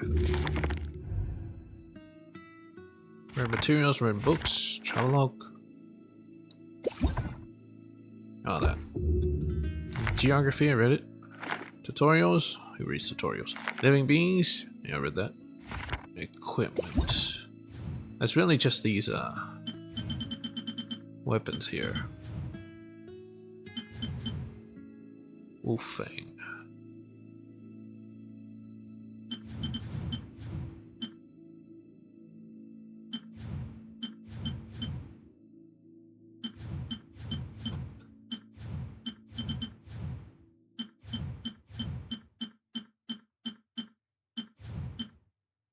As you can see, why I don't actually read weapon lore, it's because you have to get the weapons.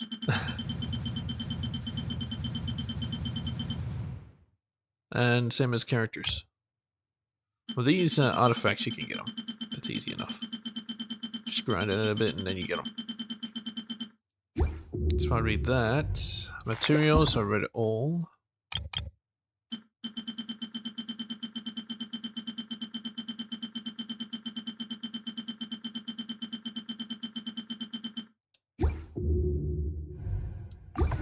So my archive is, you could say, complete because of that.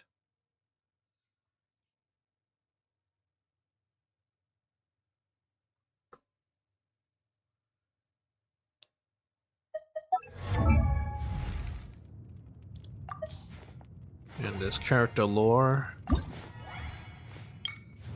Different wing gliders, which have different descriptions.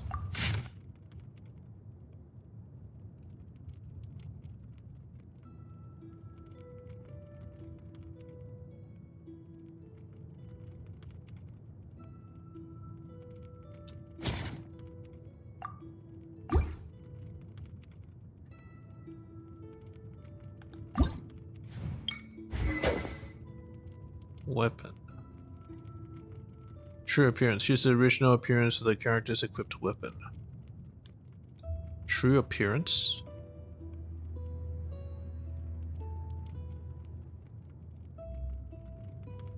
Has this always been here? I don't remember this being here. Does that mean he can have skinned weapons? It's a bit strange. Is that the same as any others? I've never seen a skinned weapon before in my life.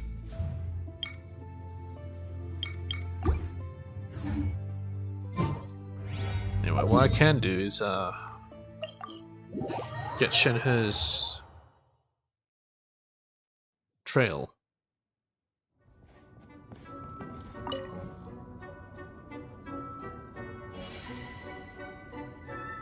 I knew there was a good point of saving it. Shenhe, where you at? There you are. Okay, check. Unlock. Alright, let's do it. Defeat all opponents within the time limit. Alright. Is it my Shenhe? It must be, yeah?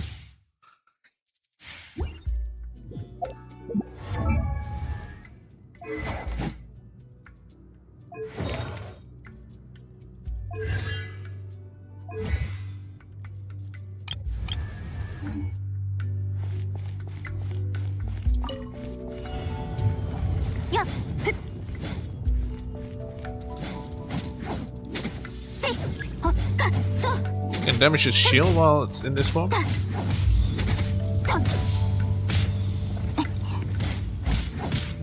念の表像魂よ牽引全表え雪を前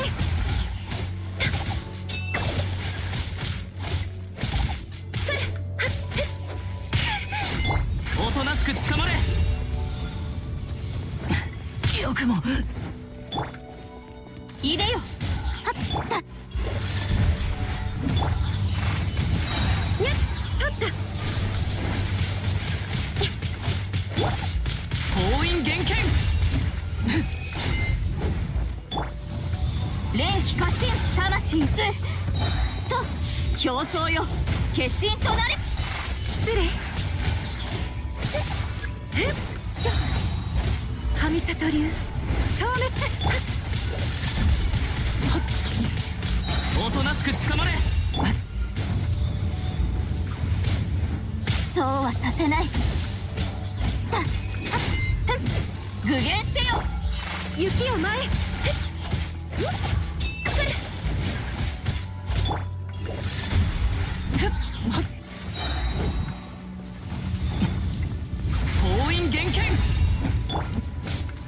気過信とせ天心直送踊りなさい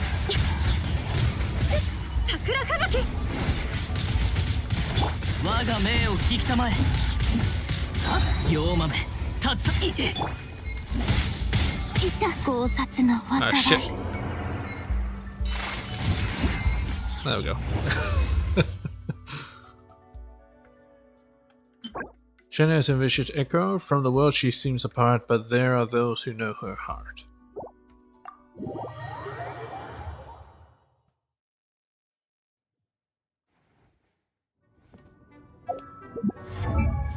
Alright.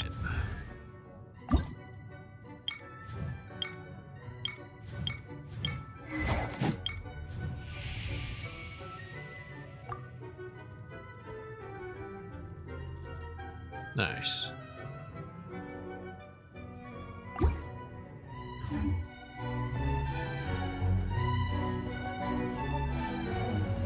How you feeling?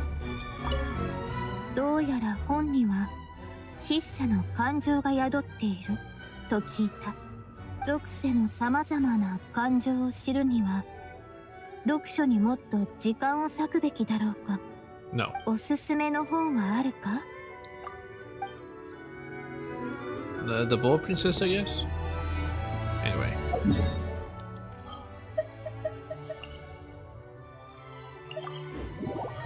Well, so what I could do to pad out the time even more is do some TCG.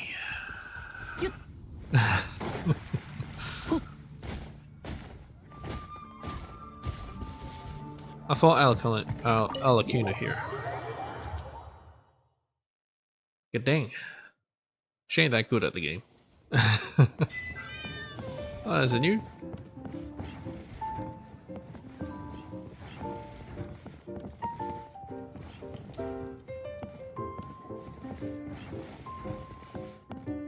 Let's do Chinso. Brilliant match for Flash and Elliot to spar new verse. Friendly spar, let's do it. Set 3.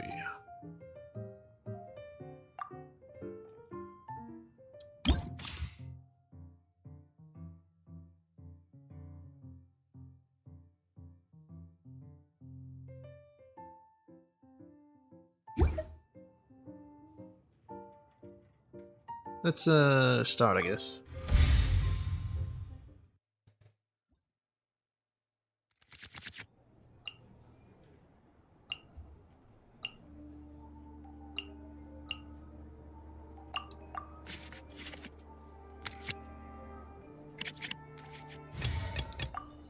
Go 安心を。私たちなら勝てます。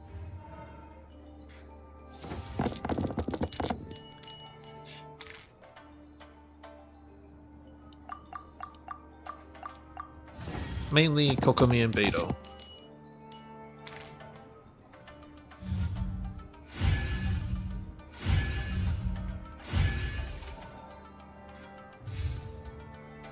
Oh, what's this?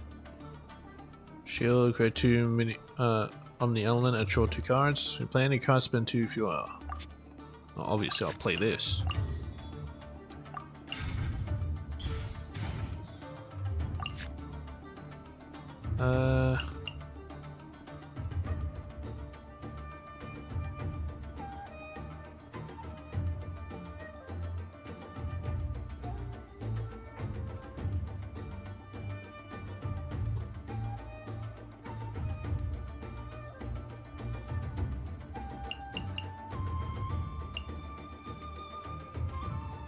Outdoors.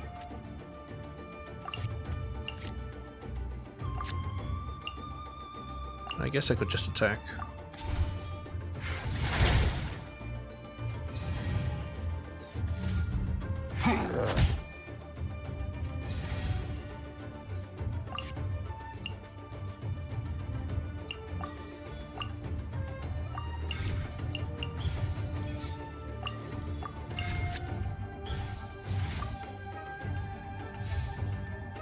I'll heal the next turn, I guess. Hopefully I get more Hydro. I'll heal and then I'll use this.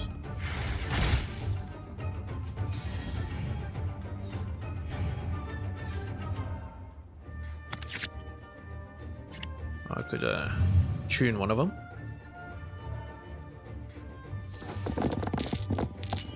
Hydro, please.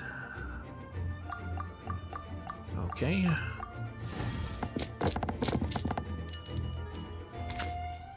What the fuck?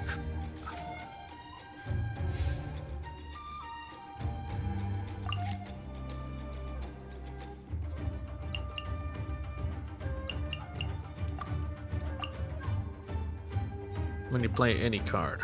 I guess I won't play a card yet.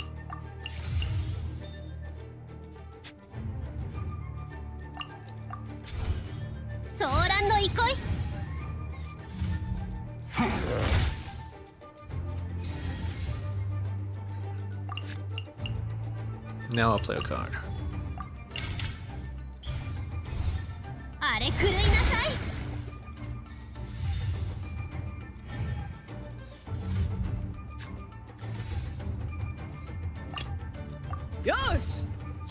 What the fuck is this?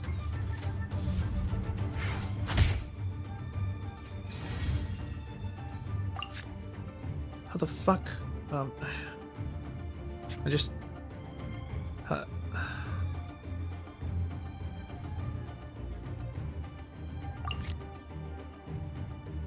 Alright, fine. Let's use it. Play card.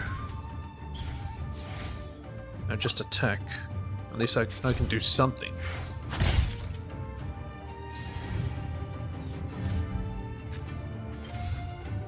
Now I can't do anything. What the fuck are these rolls?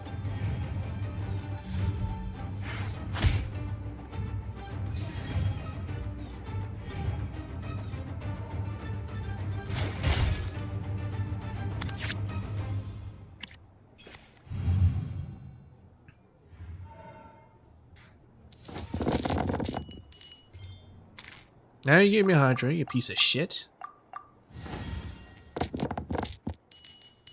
Oh, for fuck's sake, it came back.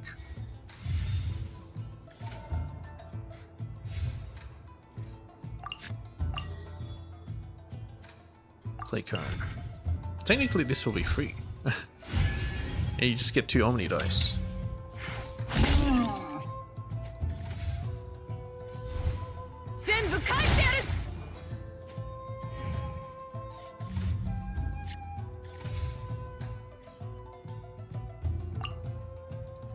Again.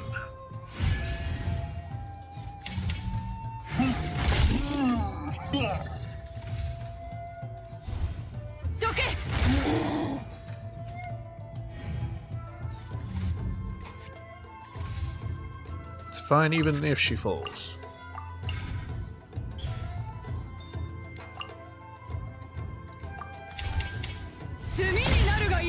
Because I already ulted. You are dead.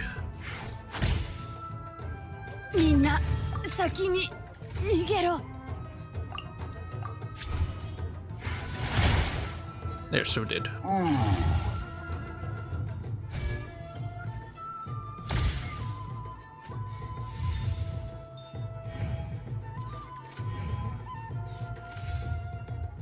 I'm good. Actually, no. Let's just tune this. Attack again.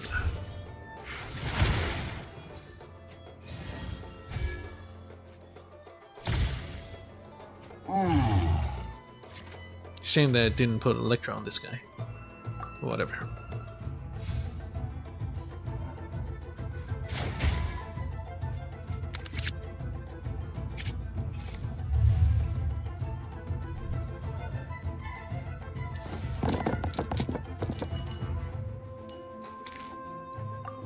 Man, you know what, whatever. It's done.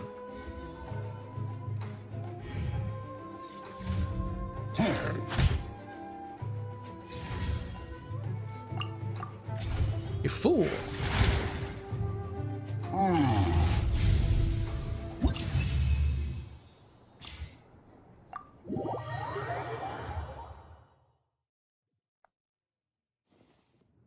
Brilliant. Once I've completed the poem, I'll send it to you as thanks for your aid.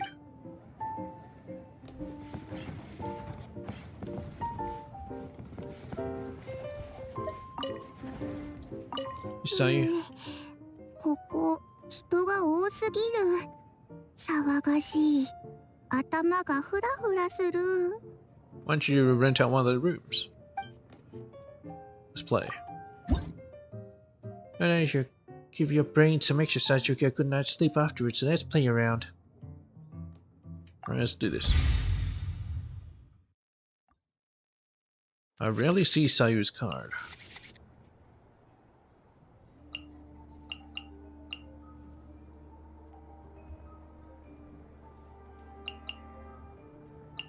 That's a weapon gun, that's not an artifact. Get out of here.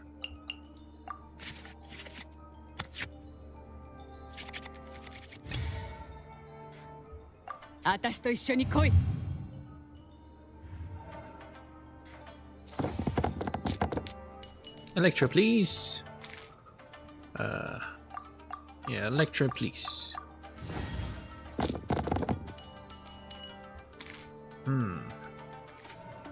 Not the best.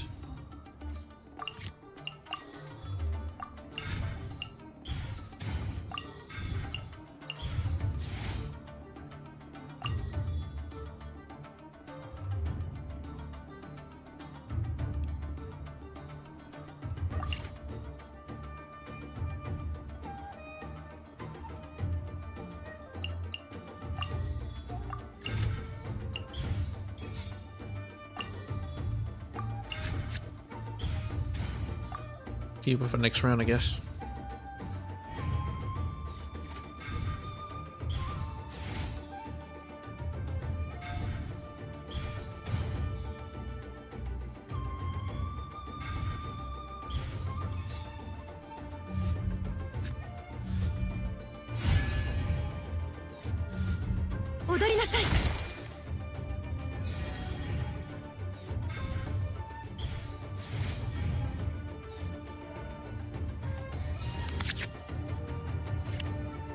Two of them?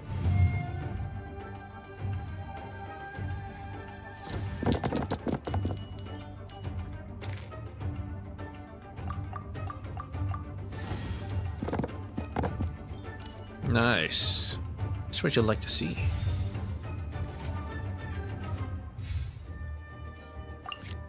I'm not going to tune it.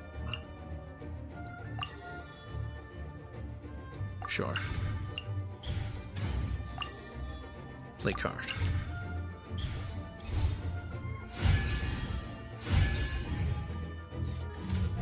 Yuki, omae. Kurae.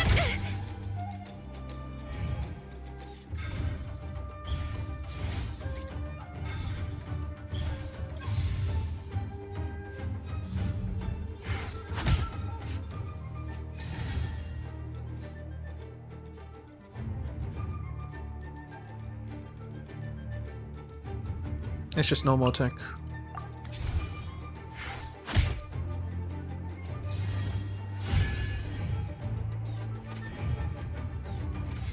Not switching, huh? Oh well. Goodbye. Ayaka! 痛いです。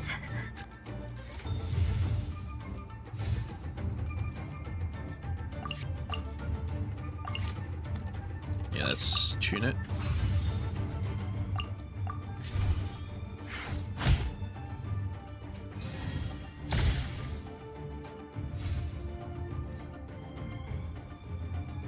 Let's switch. そうですね。今回の作戦は We'll be so screwed once I start attacking. So that, this is useless. There's a trigger? I'm pretty sure it triggers. It triggers regardless.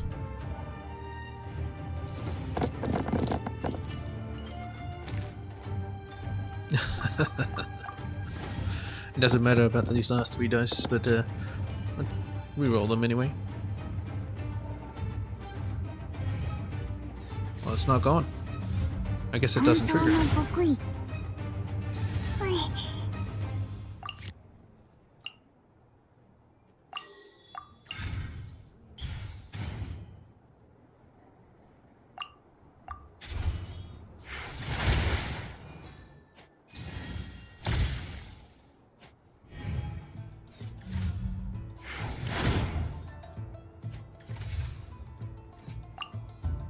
Might as well.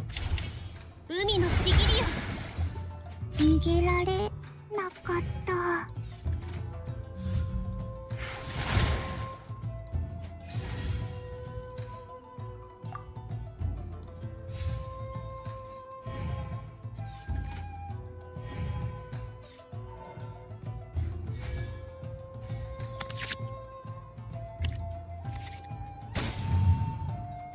Okay, that's all the Electra done.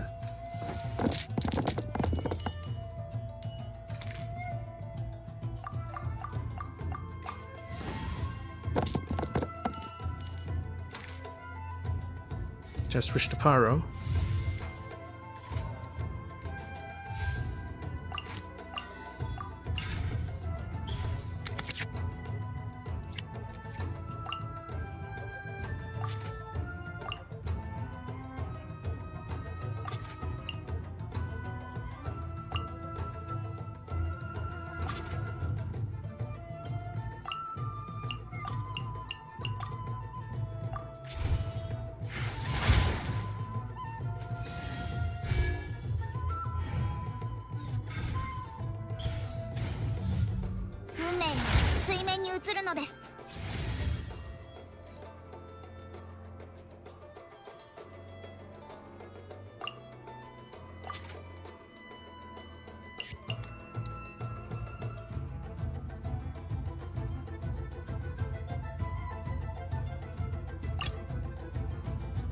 私と一緒に来い。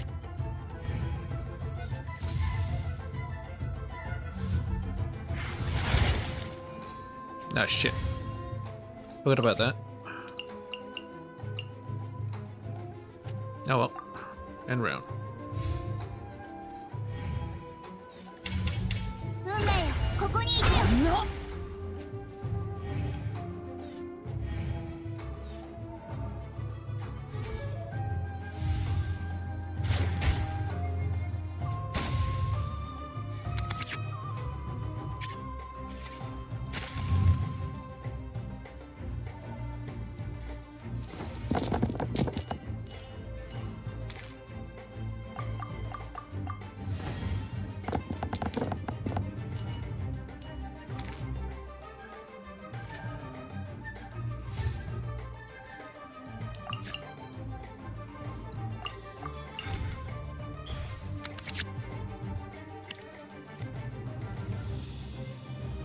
Nothing I want.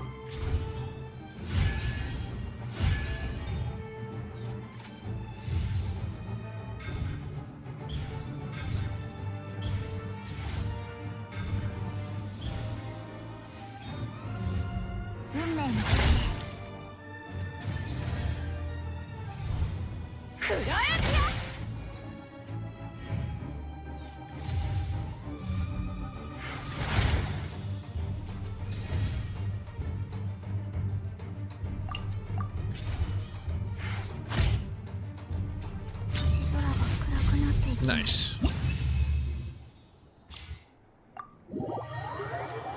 It went unnecessarily long, but it's okay. 札遊びじゃ節が得意な忍術は全然役に立たないぞ。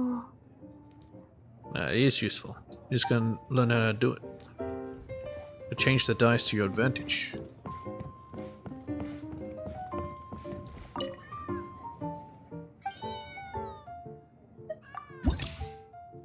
Oh, so it's new ones as well.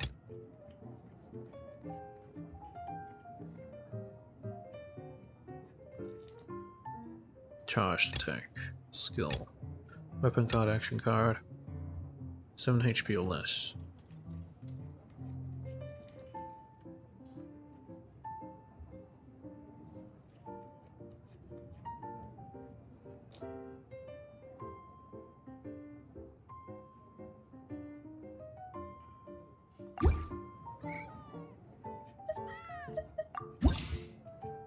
There's so much commodities I can hardly keep up.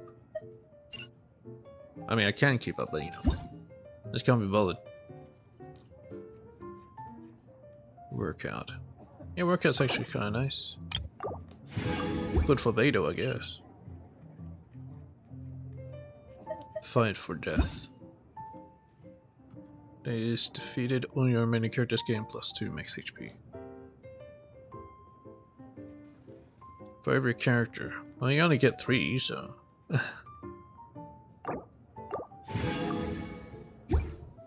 I wonder if you'll get a Capitano card. That'll be awesome.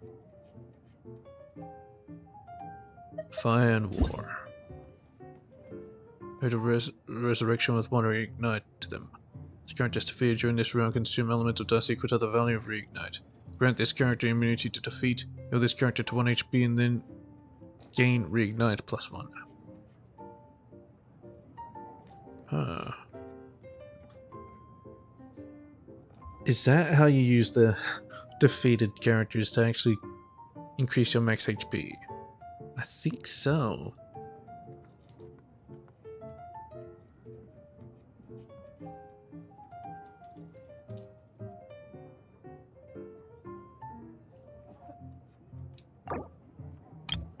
That's an interesting mechanic.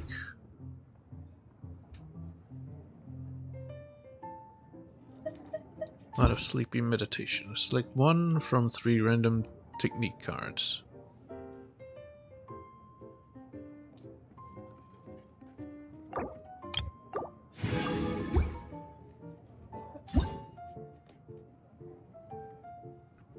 Randomly discard 2 cards from your hand with the highest elemental dice cost. Draw cards until there are 4 cards in your hand. That's actually pretty nice. After you discard this card from your hand, draw 1 card.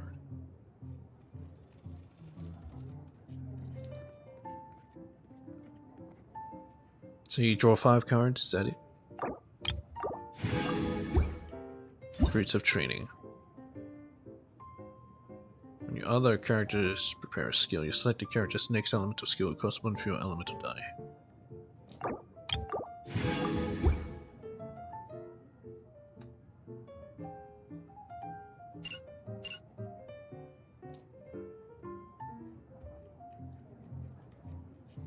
Rawr.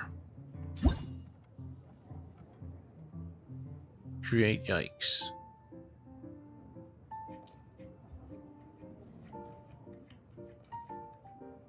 You can only equip 1 technique at a time. Draw a technique card from your deck. The next time you play a technique card, spend 2 fewer elemental dice.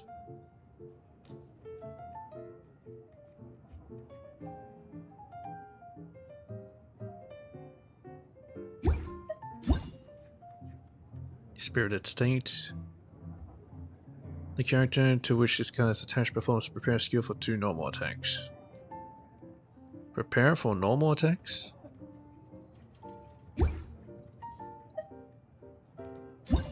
Anyway, I kinda like this one.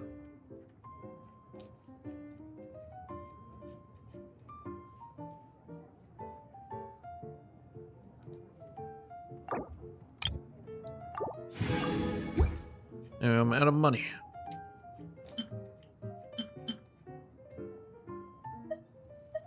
Oh shit. A diamond one? Are you kidding me? Lustrous skin. Oh my god. It's just the edge of the card is different. Unless there's something else. I think that's it. It's just the edge.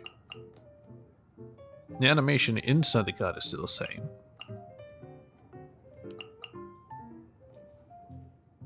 Man, for 8,000 you thought they had a bit more.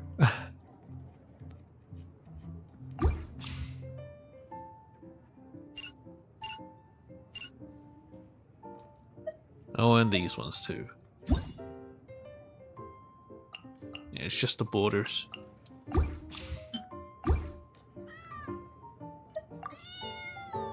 Yeah, I do Forge Realms Temporary on my own time.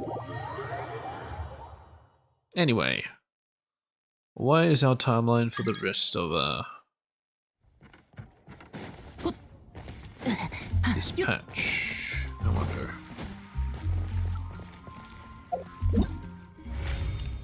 Travel Tales. Crystallana chapter. Skirk. Test run. I'll do a test run. Why not?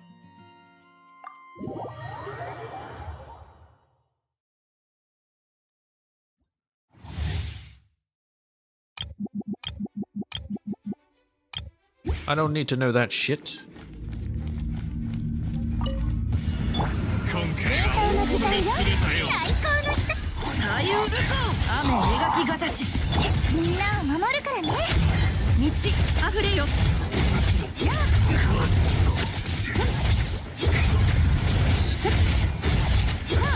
ひどいのに。この手にやと素晴らしき真理。目も舌も満足させてあげる。無に伏せこの手に聖なる恩お前のためにある。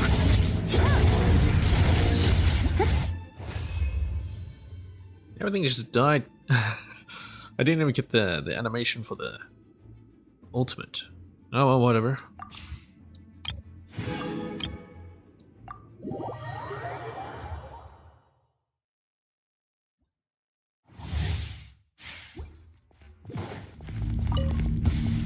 命を捨てに来たか。7号式モジュール吸引テスト開始。6308式ユニット。いやいや踊りなさい立った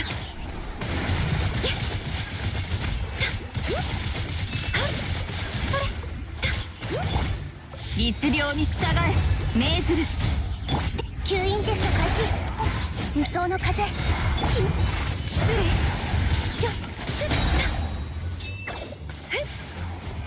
Oh, it's dead. 桜吹雪ご安心を。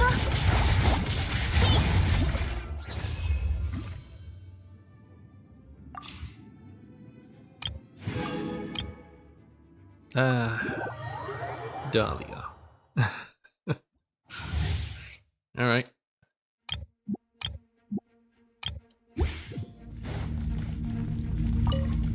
Let's do this. 賑やかに行きましょう。風神様のお告げです。7号式モジュール安全距離確認。封印厳禁救急如律令はっ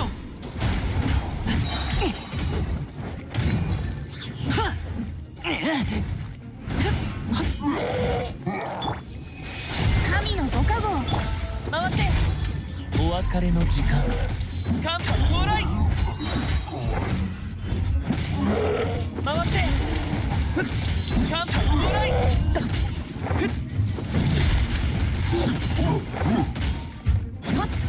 ペーレス剣を入れよ両豆立ち去れセピロスよ我を守りたまえ吸引テスト開始。超拡散形態。寒波到来相当開始回って寒波到来ペーレス水圧剣神のご加護。牽引全氷封印厳禁はっ無双の風シミュレーター安全距離確認。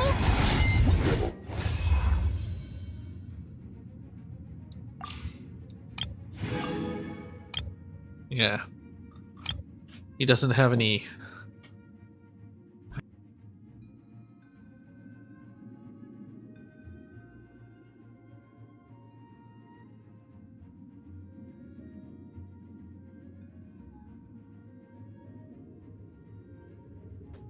Doesn't have any application, so it's kind of useless. All things considered. Add constant application, and that is like a different story.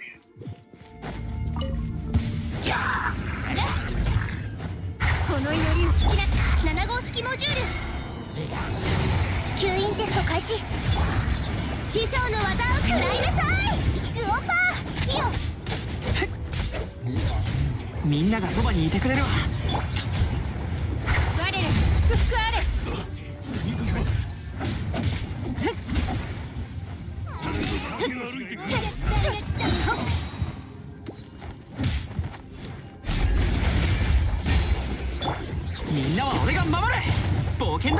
無双の風シミュレート安全距離確認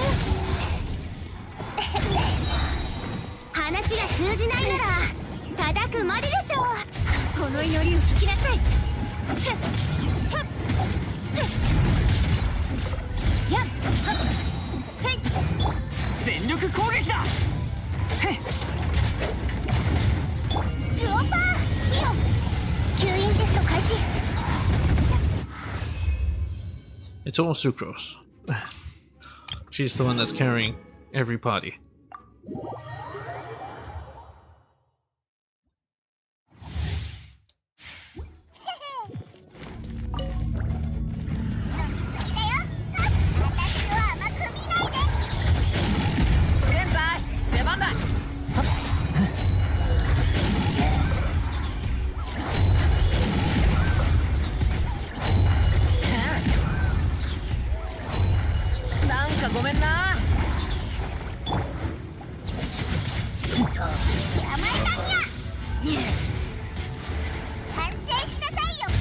みんながそばにいてくれれば絆開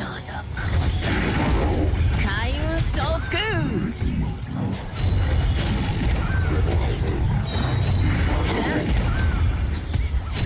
やっ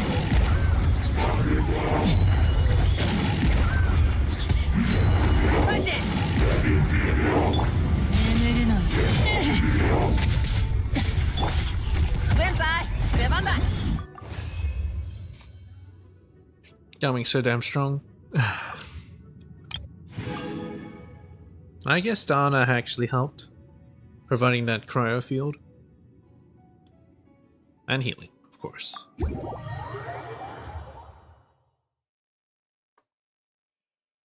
But yeah, that was like a Garmin showcase there.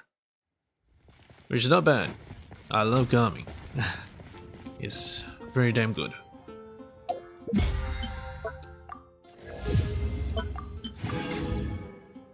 Okay, I think I'll leave it there. But next time, I think we'll do the Skirk thingy, the story quest, the character story quest. Then we'll do the Archon quest. I think that's how I'll do it. Then the anecdotes can come afterwards. Yeah, I think that's how I'm gonna do it. Hey, David. Anyway, I'm ending my stream. So go to bed. Oh, Dahlia, of course. Twice lucky fortune slip. Thanks for your patronage. Didn't really feel lucky, but I mean, I did get Dahlia on my first temple, so that's all I needed to do. Anyways, Peach. Yeah, Peach. Hey, good night too. Love you. Peach.